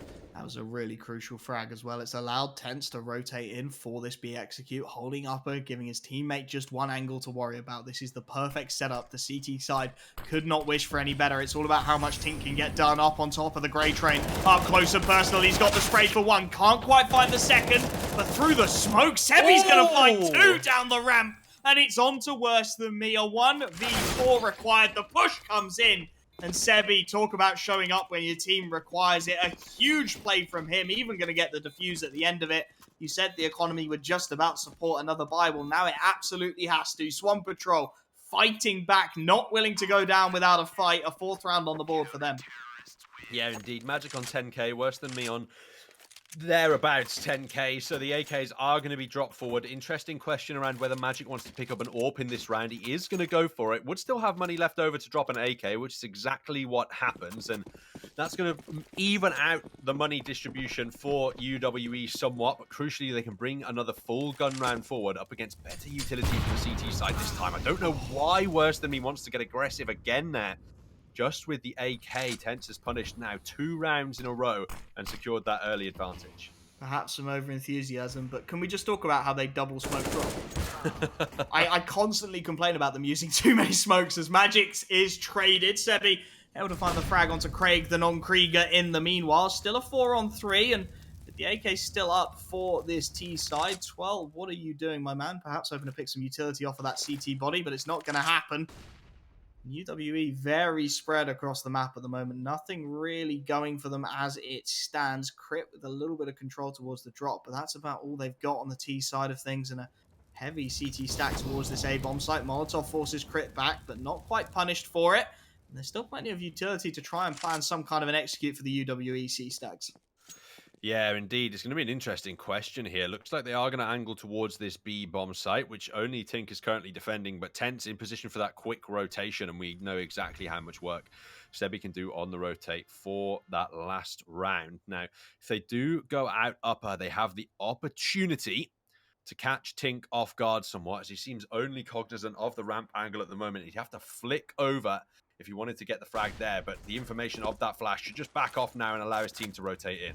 Bomb yet to make its way to the site either, and they're going to swarm on down as Tink looks to get up close and personal with this M4, perhaps by a bit of time, as he will indeed hear that bomb go down. 4-on-3 retake now required by the CT side. Nades start to rain in, chipping away at these players. Back Molotov from Crit, just to make sure they're not worrying about the flank. Lovely frags, though, and it's on to Crit now. A 1 versus 4. This CT side looking so good on the retakes. Crit at least able to get 1 out of it. He'll get the spray down, but won't quite connect. Drakan immediately there to trade. Swamp Patrol leveling things out at 5 apiece, and looking like they're decently drilled on Train as well, finding those fast rotations and hitting their shots as well, which we did not see on Inferno. Yeah, they're going to bring the double AWPs forward now as well, which should be an even greater boon to their defensive capabilities. And I wouldn't be surprised, I was about to say, to see the partial buy in this situation from UWE. I didn't expect Crit to invest all the way into an AK. That might have been a misbuy because it's a delayed rifle purchase for the rest of the side. So they're going to actually have to force up the AKs into this one. And the double AWPs could be a real nuisance for them. We know Tense has been doing great work finding the opening picks so far. Now they have Tink to worry about elsewhere, playing the close angle on B as well. It's just about not falling foul to those scopes. But conversely, if they kill the first, the 3 riflers as the first players, you never want 2 AWPs on a retake. Yeah, it would make life very difficult indeed. The firepower advantage very definitely there for the CT side at this point. And Swan Patrol, they just need to hold on to these advantages. Just don't give anything up right now. Don't give them even room to breathe. The double drop comes through. Nobody peeking it for the CT side of things. So the smoke will be deployed to buy time with a minute left on the clock. Bomb still fully committed to this A site. Take no information over towards B. But the CT side haven't got aggressive. It's not something they traditionally do. And Sebi, he's looking for a timing with these smokes here. He's just going to hope that he can catch that early headshot. Worse than me, takes the leg from the AWP. His position now known. Lovely nade in, but Crit draws first blood onto Sebi. That should call the rotations as Tink catches the B player. And now the bomb looking to make his way out of main. Catching the timing onto Tense and Blaze D. His position not yet known could be so important. He will get one as Magic trades onto his teammates. And somehow Drakan's denied the bomb plant. Craig brings it back into the one-on-one. 20 seconds left on the clock. He knows he's got to go and get that bomb as well. Blaze D actually making his way out of Ivy here. And it's going to be Craig just to hightail it over towards the B bomb site. I think he's a little bit too far away to hear that. So yeah. Craig the non-Krieger will get himself a free plant. Just about in the nick of time as well. And he just has the HE to work with here in this situation. So he has to play the positioning absolutely perfectly. He's going to go for that traditional upper hold as the Molotov from Blaze could do it all here. If he puts it in the right place, that could just be everything all but over. Looks like he certainly wants to try and contest the angle in the opening instance, but it's going to be a tense one.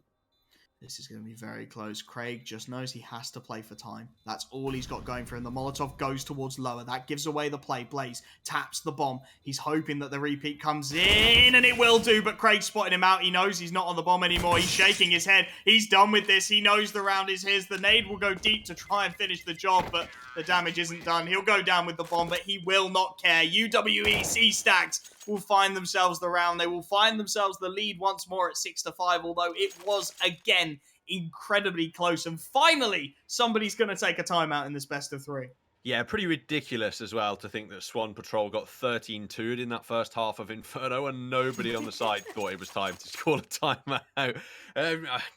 Perplexing decision, to say the least. And I think UWE are going to be incredibly happy with the victory in that last round. I do get the distinct feeling that because some of their players had already left spawn when the original AK purchase comes through, I think onto Crit, that it was just an accidental one in that regard, and they didn't mean to go for the full buy in that. You saw players then run back to spawn. All four picked up AKs surrounding just that one deagle at the top of the map, or at least at the top of that roster. And the result, thankfully for them, was a round victory. They're going to be able to push forward, and it's going to be very interesting to see how this next round works out. Worse Than Me can only afford the Mac 10 to bring forward.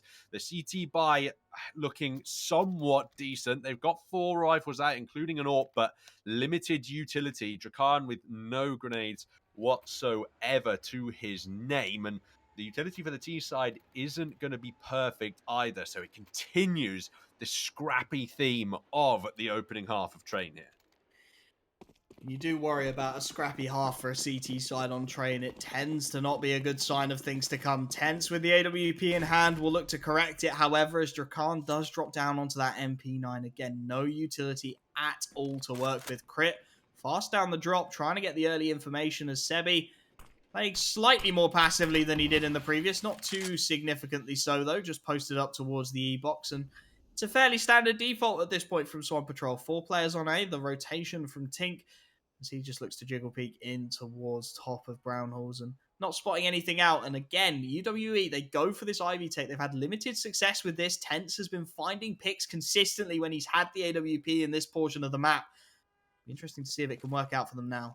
Yeah, Blaze there to back him up as well. But the more time that ticks off this clock, the more Swan Patrol probably expect that a B execute is going to come through. UWE favoring the slow T-side executes on Train at the moment. And you can see there that they are pretty much aware Swan Patrol like to go for these aggressive pushes. You can see Magic not keen to just keep his grenade in hand in case one of those pushes does come through. We are seeing some CT utility now redeployed as the pushes look to go through for the moment, but they are deterred by the flashes for now. Tense gets the opener. If he gets the big, that's huge there.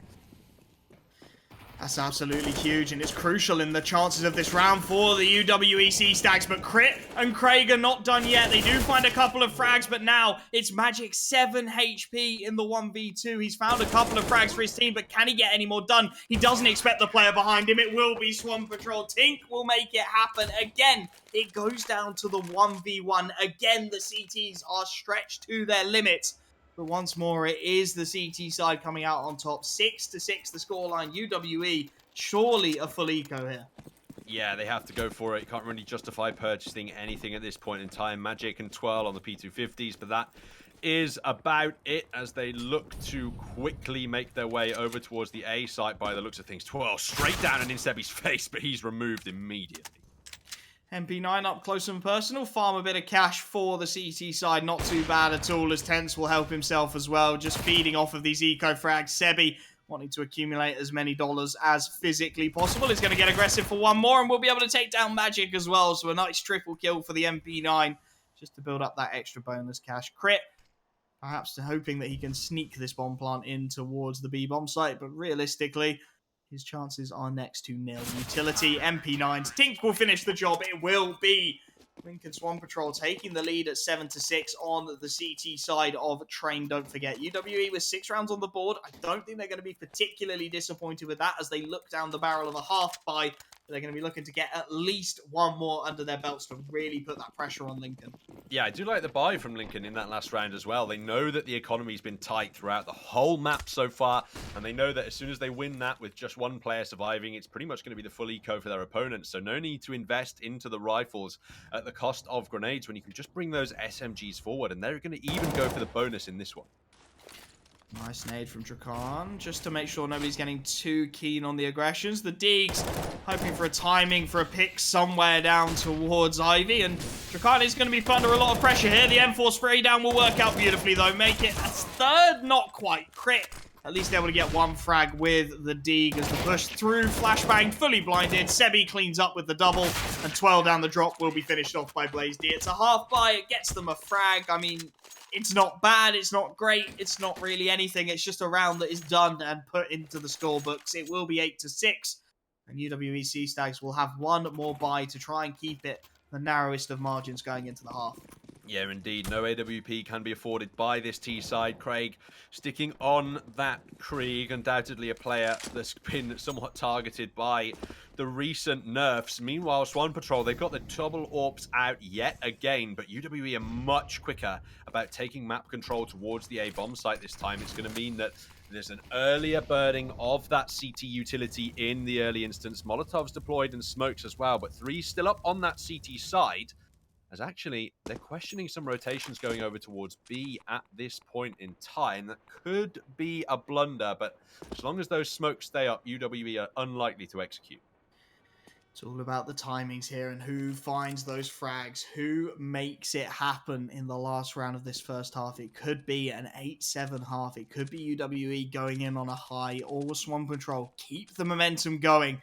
Tense on the AWP over towards the stop sign. Try and make it so, holding deep into A main. Another CT smoke comes out with 50 seconds left on the clock. Craig spotted on the cross, worse than me spotted as well. That AWP is getting a lot of information for his money. The bomb's still in the back of A main. Another smoke goes out with 40 seconds left, and time is slowly starting to slip away from this T side. It's an excellent use of the utility this time by Swan Patrol. Is worse than me. He's caught with a Molotov out. Are they going to bail out of the play entirely? They are. The bomb's going to be recovered, and instead it will head down to B, but that is a long old rotation to be making, and Tink on the spray down gets a huge double. Lower is completely locked out. Magic finally able to get one, but it is looking so good for Swan Patrol. And indeed, 9-6 at the half. The momentum will stay with Lincoln, and they are 7 rounds away from forcing us to nuke to decide this matchup. Yeah, Sebi with nearly 20 kills in that opening half there. Great performance from him and a much more balanced scoreboard, I'm pleased to say, from the side of Swan Patrol at the end of that first half. I do think that this pistol round could be a crucial contributor to their momentum. If they can win that, convert a couple of rounds off of the back of it, then they're in a nice, easy position to look forward on this T half as they understand, yes, they're on the more difficult side, but they also have the lower number of rounds needed to claim victory in the map. And if they are able to win here on Train, I would say that does bode well for them heading forwards into Nuke. We saw them last week winning out against their opponents UEA, despite the fact that it wasn't even Swan Patrol's pick in that series. So we know they're comfortable on Nuke. We know that they would love to take it there. And right now, all of the pauses being utilized as possible. These sides want the huge tactical discussions at this point, because let's not forget the series still hangs in the balance. Yes, Swan Patrol are 3 rounds ahead, but with a loss, they are eliminated in the grand finals, and they need to stay ever so cognizant and awake to make sure that that just doesn't happen. There can be no mistakes from Swan Patrol. You feel like as soon as the CT side are given an opportunity to get on top of them, as they did on Inferno, then it is all going to slip away. So it will be the double timeouts to give them as much time to think as possible. A P250 and armor for Sebi as Tink picks up the nades. And armor for all the teammates. Diffuse getting a smoke onto Worse Than Me. And where does Swan Patrol look to take this hit? Well, right now, it looks like they are going to be spreading out over towards this A site. Smoke's being deployed and opening shots needing to land well by these Ts at the moment. So far, UWE playing passively. Worse Than Me gets the opener, looking for more, but the gallery denied to him as they continue to try and frag. But Twirl goes big with the double and the triple even. Can't make it a quad, however, as Sebi now left in the 1 versus 3 situation eventually finds Craig, but the 1v2 perhaps too difficult for him, especially when Magic is waiting in the wings for the backstab. That's unfortunate as well. It looked like as he was tapping away with that P250, you started to believe, you started to think it could maybe be a reality, but the 12 triple kill will be enough for the UWEC Stags. He's been a little bit quiet so far on the T side of Train, but looking to correct that now, as is Crit. And the near enough full eco comes out for Swan Patrol. A bomb plant for them would be the ideal circumstance. Twirl actually isolated towards B with the M4. He's going to have one hell of a job to do. All 5 players. There's 2 flashes here to get them out of upper. There goes the first. He's going to spot them out, diving down onto the bomb site. The spray will get plenty of damage, but no frags to be found. And he is actually going to be taken down. The Glock of Sebi, the one credited with the frag, but it really is a team effort. 4 on 4. The retake got to come in. The dink's coming through, but luckily for UWEC Stags, there's some nades flying in from above. Worse Than Me will get the frag with the HE. They'll stall the time to pick up everything they possibly can, and without any real trouble, we'll get round number 8 on the board. I'd say they wouldn't have wanted to give that bomb plant up, but realistically, just losing the 1 player, the M4 will be recovered. No harm, no foul for the UWEC Stags. Yeah, this is the important round now for UWE, though. The gun round is going to come through from Swan Patrol. They got those AKs out tense. Looking like he's debating with himself whether or not he wants to buy an AWP at this point in time. He's going to decide away from it, perhaps the correct decision in favor of that utility. But UWE, they lose this round. Their money really isn't great looking forward. Perhaps they'd have to justify a force, but in reality not, and they'd allow that momentum to swing straight back to Split as well. Oh, I love it. Fast play again towards the B bomb site. They know that Twirl was playing there alone off the back of the info they got from the eco. So now they go for the full execute. The mollies, the utility, everything there for them. Blaze picked out the sky by Magic, who will be able to adjust for the second and give his team the man advantage.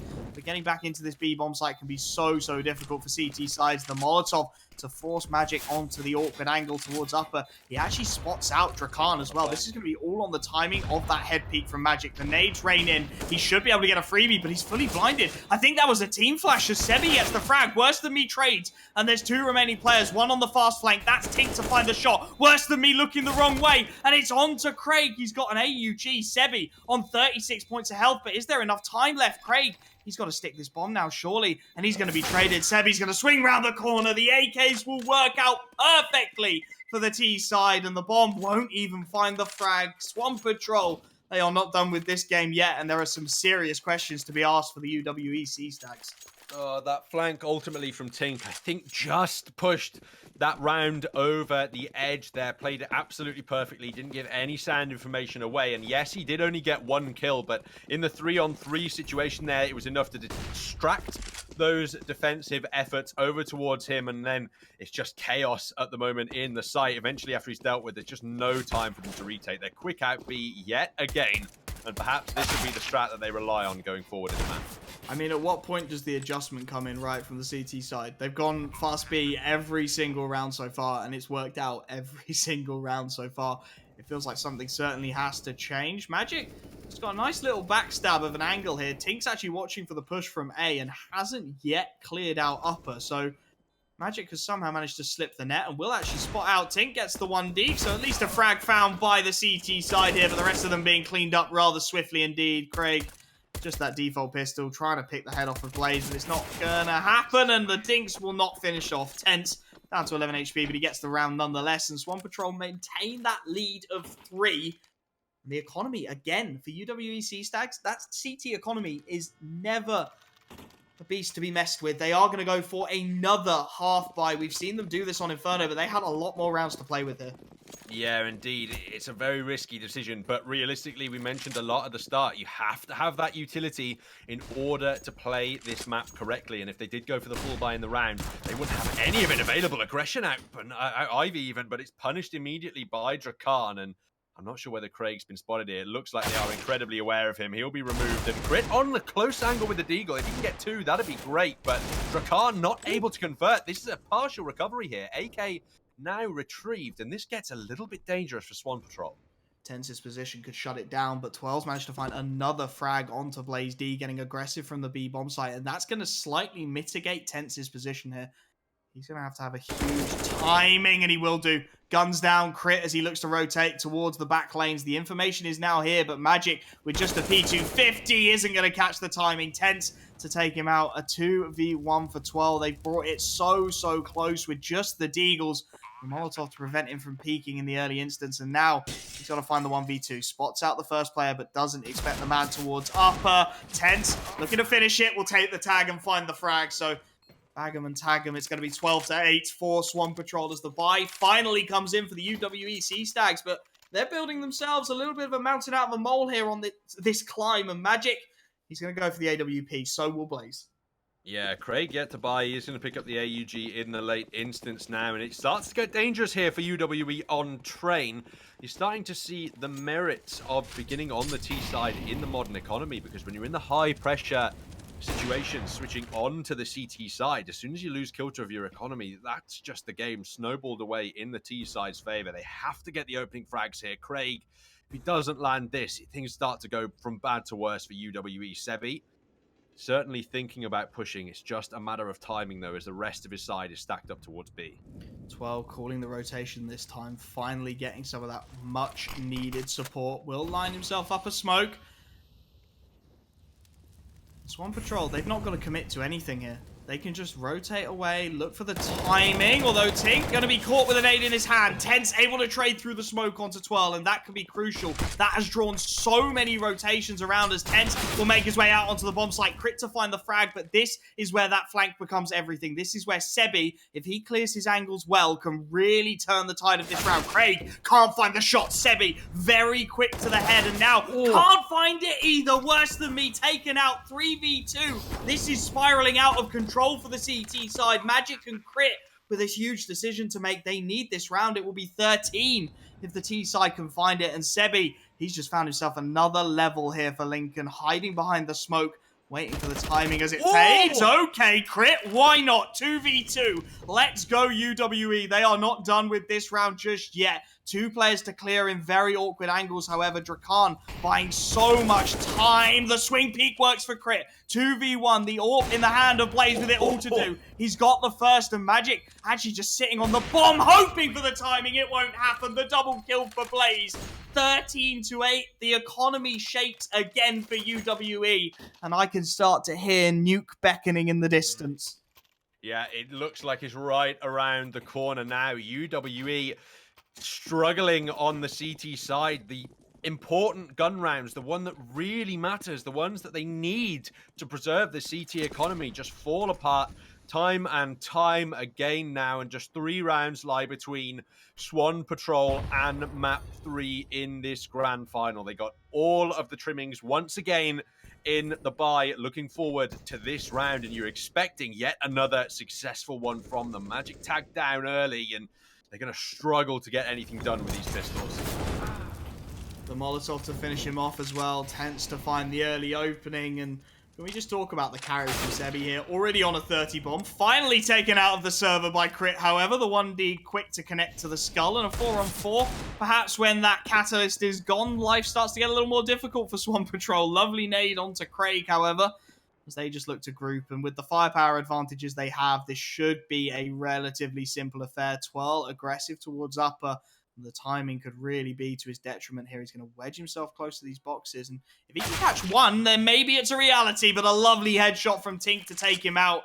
And now the pressure just piles on. Crit again on this bomb site. The only player to find a frag so far for the CE Stags is looking for another, but can't quite track the strafe. It will be the frags. All good for Swamp Patrol. Craig the non-Krieger just looking for the spray for the last, but that sums it up for UWE. Nothing doing on the CT side of things. They will have the buy here, but it feels like it's that last roll of the dice for the CT side as they do take the timeout. Yeah, absolutely. Craig and Worse Than Me struggling to make it into the big leagues in terms of the fragging power in this particular map. And you're absolutely right. It seems that I thought what was going to happen is that the other core 3 players from Swamp Patrol were going to have to wake up if they wanted to be competitive here on Train. But it turns out what actually just needs to happen is that Sebi needs to just go ridiculous. And 31 for 12 right now is an insane scoreline for him to be on. He's averaging 136 ADR right now throughout the map. He's had 4 triple kills and an ace even. He's going ham at the moment on Train. He's clearly comfortable here, and you're absolutely right when you said it. Last roll of the dice for UWE. They've got everything they could want and need to win around here, but they're going to be up against what looks like another quick B play from Swamp Patrol. They're just going with what works, right? They've taken this B bomb site so consistently. All 5 players queuing up for it. They have no interest in A whatsoever. The nade, a split second too early for Twirl. He won't hear all of these footsteps. He should hear some of them, however, and he should hear these nades being lined up. Twirl going to be put under so much pressure. The rotation just a little too slow from Magic, and Twirl fully blinded up on top of the Grey Train. Has to get something. Manages at least one before he's taken out. That will buy time for Magic. The frag on the rotation is tense. Looking to get aggressive by Oil. This is all on the timing. Crit able to find the shot. He's really been that man who stands up to be counted for UWE as Drakan left in the 1v4. Finds the first, but can't quite connect the little tapping away. But he won't quite find the headshot. It will be a 9th round for UWE. A rifle round will finally go their way. There's going to need to be a lot more where that came from if they're going to stand a chance of taking this 2-0. Yeah, another full buy coming straight out for Swamp Patrol in this instance. And perhaps this is where we see them turn up the pace, as they tend to like to fall back on that kind of strategy when they need things to go their way. No AWPs out. That indicates a very quick round to come forward right now for Swamp Patrol. They want that mobility. They're going to take it towards the A bomb site and split through with a player on Ivy by the looks of things. Try and completely wrap into this site and take it from all angles.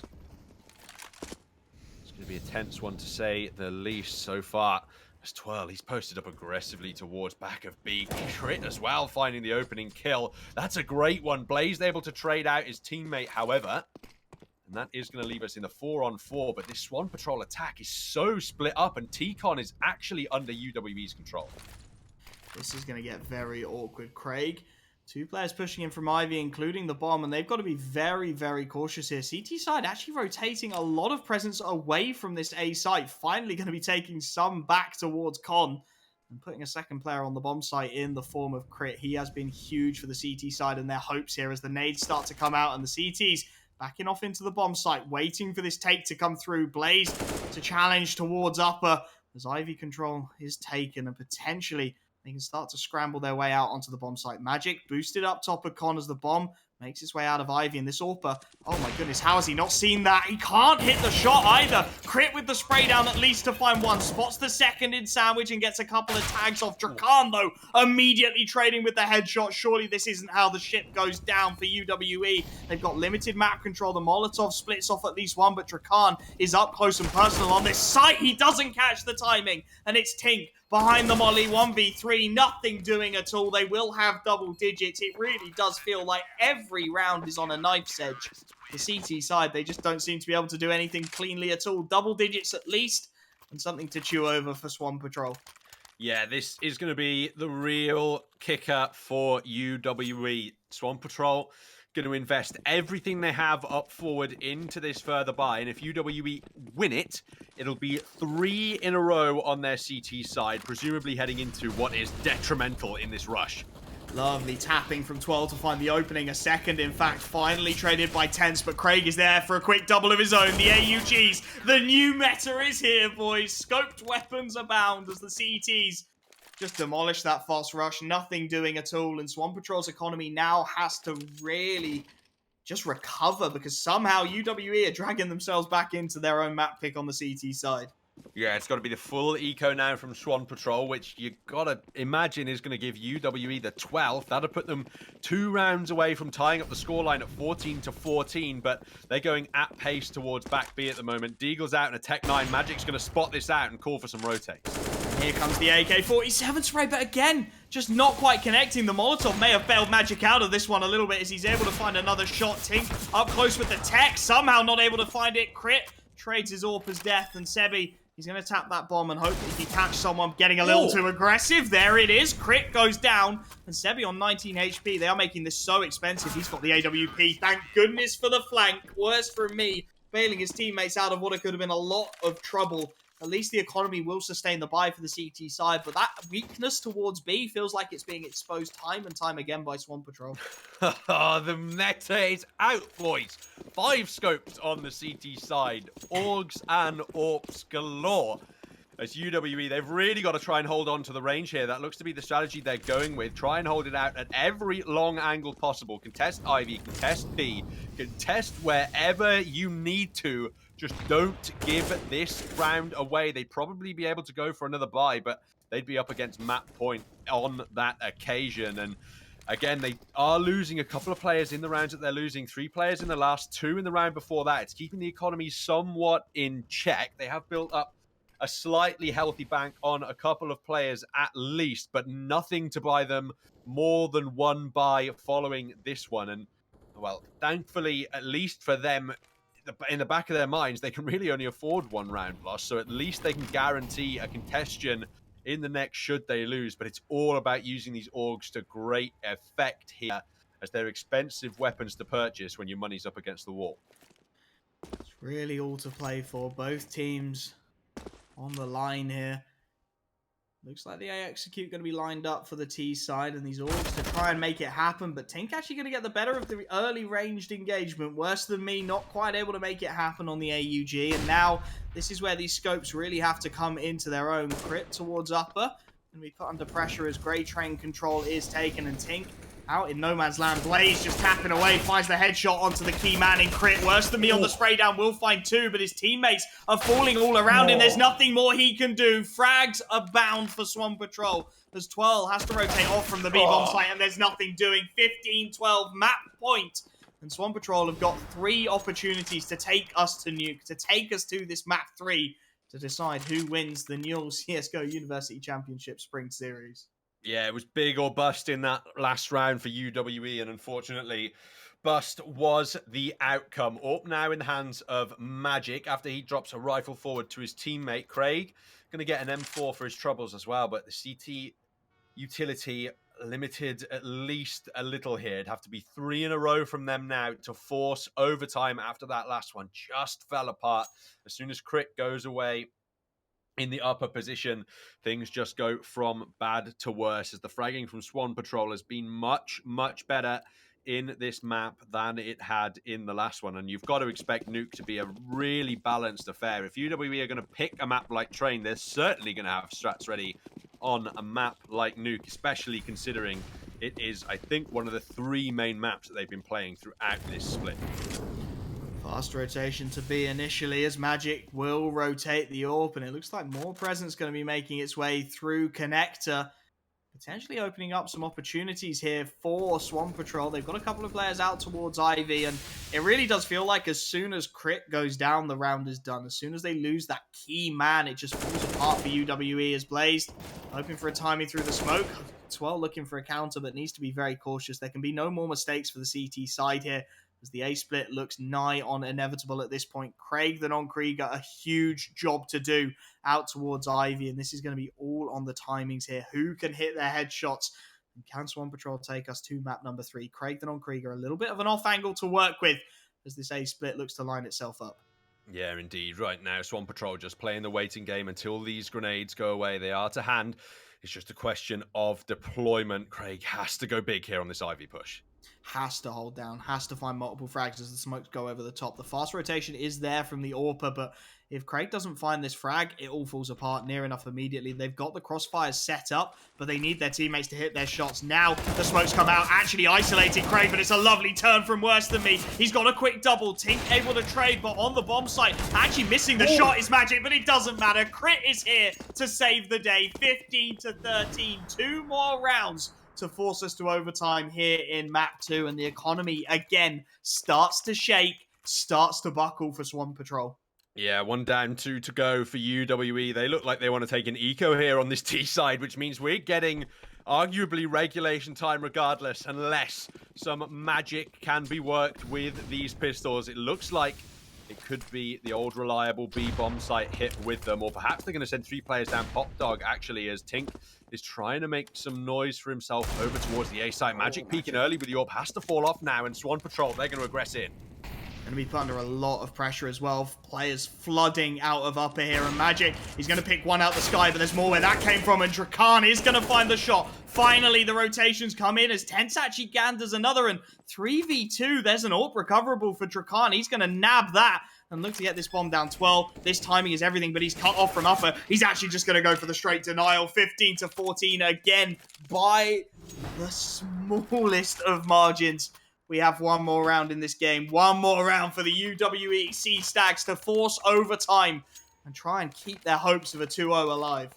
Yeah, no orgs purchased in this one. Perhaps they're feeling it's a little bit of an unlucky talisman, as Crit now himself nearing the 30 bomb and trying to increase his individual stats as much as possible for the sake of his team, if nothing else. Every frag brings them ever closer to overtime at this point. And Swan Patrol, they're not going for a quick change of pace here. They've slowed it down, and Crit's punished. That's the 30 bomb earned, and he's staying aggressive right now. They're going to re-peek into him, but not give away any more frags just yet. I say that, though, and Crit's gotten a big double at the start of this round at the cost of no lost lives on the CT side. It seems like he knows he has to be the player to make the play for UWE Sea Stags, and he does it in a big way. 2 openings, now a 5-on-3.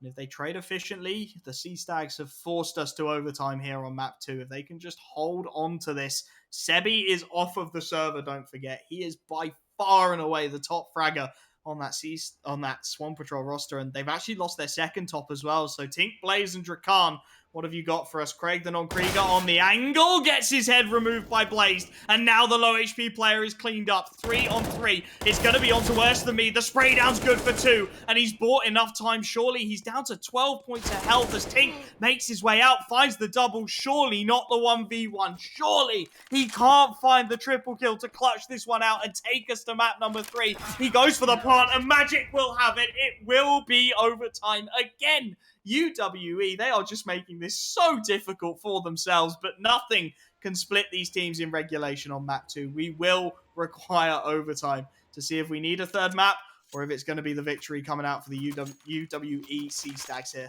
Swan Patrol must be sweating bullets at the moment. They had map 3 in their sights, and 3 consecutive round losses mean they are still at risk of defeat in 2 maps here. They picked up 5 AKs, and it looks like they want to go very quick over towards the B site once again. Nice nade this time from Twirl. He's learning from his mistakes. The Molotov and the HE buys time for the rotations. The spam through gives away there's some presence there, and what they don't know, the CT side, is that Blazed and Tense are both down on half HP, are both now a one-shot headshot with that M4, and that can be so crucial when the teams, there is so little between them like there is here. That early damage, just getting those chunks taken away with the nades, can really prove critical, as it does force Swan Patrol just to rethink plans slightly, get a little bit more presence in towards A main. Yeah, I think if that Molotov hasn't landed in time, they rush forward, but that kill could make them consider B. Yet still, they will hold off for the moment and be content with the man advantage, as perhaps they wait for their teammates to position correctly for the assistance. No commitment just yet, but B almost definitely the target as Swan Patrol try and sell the fake on the A side. They've actually managed to get a player out as well. Tense out towards Olof. He's going to make his way straight over here. You don't blame him. He could go for a huge flank here. And Craigton on Krieger has really been left in the dark by his teammates. Magic trying to hold down this B-bomb site all alone. A couple of frags traded. And Craigton on Krieger actually manages to take out the entirety of this flank. Sebi caught out by the timing. Will get sprayed down by Crit. And Tink, he nearly had a 1v3 to take us to map 3. A 1v2 now required to win this opening round. Craigton on Krieger, no idea he's there, but oh, that timing could be everything, and it will be. He wanted to take the trigger discipline. He wanted to spot the second player out, but that will not be the case. As UWEC Stags, they open their OT account on the CT side of things. Of course, 16k OTs. There's going to be rifle buys every single round till they finish this, but that's a promising sign considering some of those struggles they had on their CT side. Yeah, it was mainly economic struggles throughout the entire half as well. And now that they don't have that to worry about, this should be a much more favorable overtime half for them. They're not going to elect for the double AWPs just yet. Tense is going to be the first man to peek, but Utility forcing him off the angle, at least for the moment. They've sent Blazed out towards Ivy, but it's Sebi to fall first. The heavy hitter for Swan Patrol gone down to the aggressive AWP from Magic. Crit opening up as well. And at UWE, you can see just what they can get done when they have the money in the bank. They're just starting to accelerate, aren't they? You can just feel them starting to put their foot on the pedal. They made their mistakes.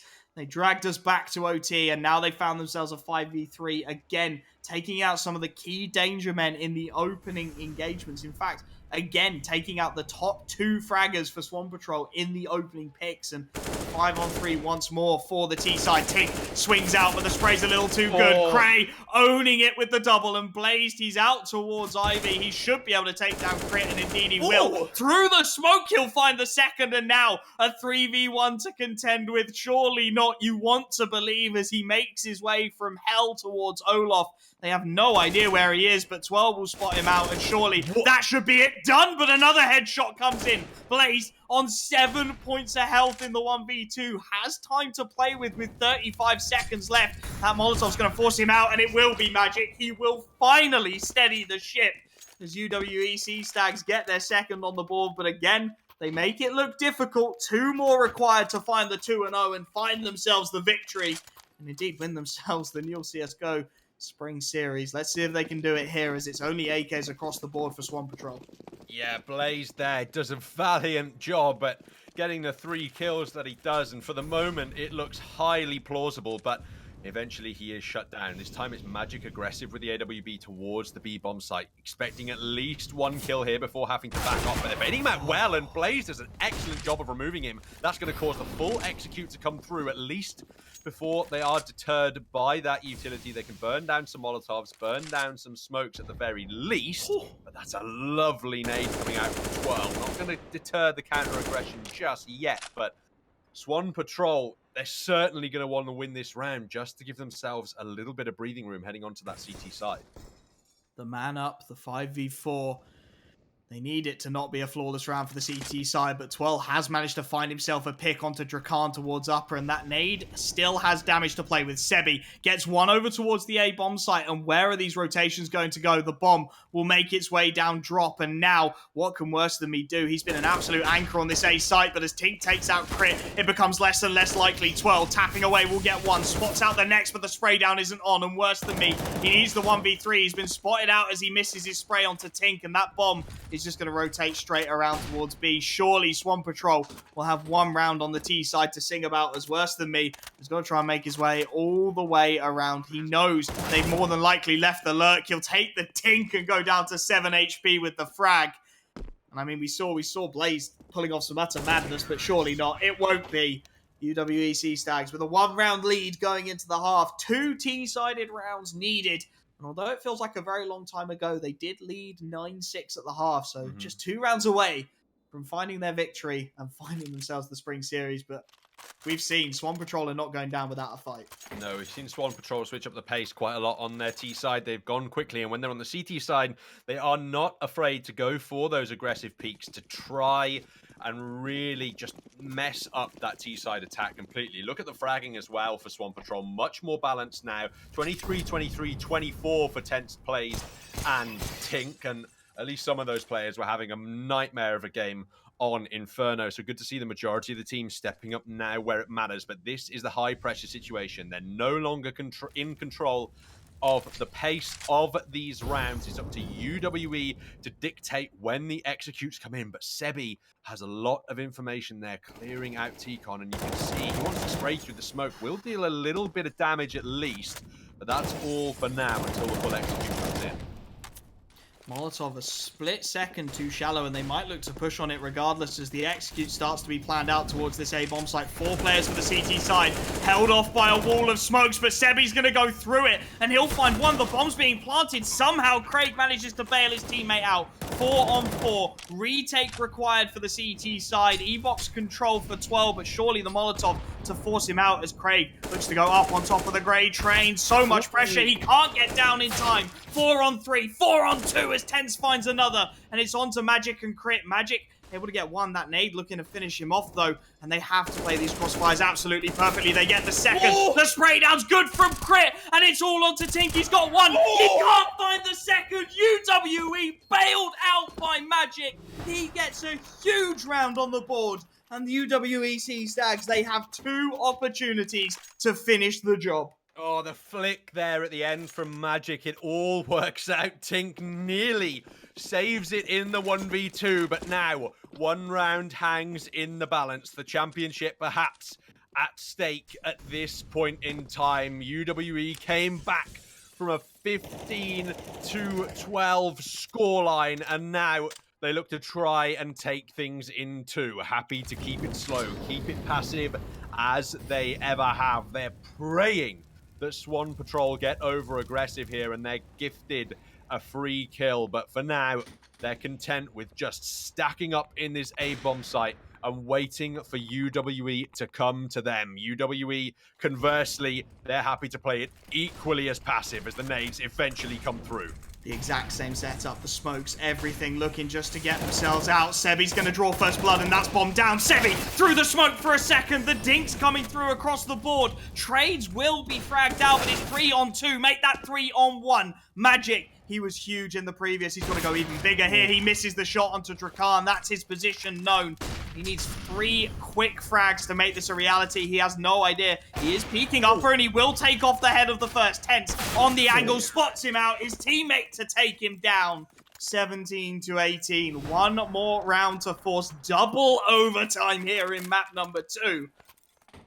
And the same strat doesn't work twice for the UWEC Stags. They can't make it work again. Sebi, they now know he's over towards that A-bomb site. He's nearly on a 30 bomb. Surely, a 40 bomb, excuse me. Surely they head towards B this time. Doesn't look like that will be the case. They're happy to try and work this A execute yet once more. Perhaps they go for a slightly faster paced one in this instance, but they have to be aware Sebi is about, and he's going to be playing aggressively towards these pushing angles at the moment. They're praying that Magic gets something for free down the long angle right now, but that looking ever increasingly unlikely, as it's going to be yet another A split through T-Con and Ladder. And 2 players actually over towards the B site, at least at the moment. Tense in the quick rotating position, and once again, the attack will come in. The bomb's actually making its way to B. They've made a huge call here. The Molotov comes in from Tink, and that's going to buy so much time. 4 players looking to make their way out of lower here. It's going to be the B hit. How much can Tink get done? He has the AWP in support. Flash blinds him on the cross, and the bomb will go down. 5 on 4 retake needed for Swan Patrol to keep their hopes in this spring series alive. Aggressive play from Worse Than Me. That's Sebi gone. 5 on 3 now. They're looking to swarm the site. 12 taken out by Blaze. Tense gets another 3 on 3. Surely not. Worse Than Me by Oil. Finds the refrag, can't quite connect the spray. 2 on 2. They have smokes for the bomb. There's a Molotov on Craig, then on Krieger towards upper, but surely the smoke goes for it. Magic wanders his way out. He's got one. It's all onto Drakan. He doesn't have a smoke, and he's got no time. Surely it's over. It is. UWEC Stags are your spring series champions. 2-0. It took them overtime in map 2, but they made it happen. Yeah, indeed. It looked very close for a multitude of rounds in that second map of Train that it was going to be Swan Patrol taking us all the way to the third map. And after a dominant performance from UWE on Inferno, it didn't look like that was a possibility heading into Train whatsoever. So you have to give huge props to the side of Lincoln for being able to come back like they did in that second map, show that fighting spirit, but it must be a crushing defeat. They were on map point, and unfortunately, they do lose it out in overtime. Just not quite able to make it happen. Crushing for Lincoln Swan Patrol. But as always, congratulations to the UWA Sea Stags. They've made it happen. They've found their victory in the Newell CSGO University Championship spring season, and they will win those 5 VIP tickets to a large CSGO event coming up. Who knows when? We'll find out at some point in the future. Congratulations to them. And as always, a massive thank you to our partners, Republic of Gamers, Intel, Twitch Student, and Amazon University Esports for letting us bring you these kind of games, these nail biters, these down to the wire, last minute games. And the last thing I have to say is congratulations again, UWEC Stags. They make it happen. They find themselves the 2-0 in the final. And we'll be back very, very soon with some more university esports for you wonderful people. Thank you very much for watching, and good night.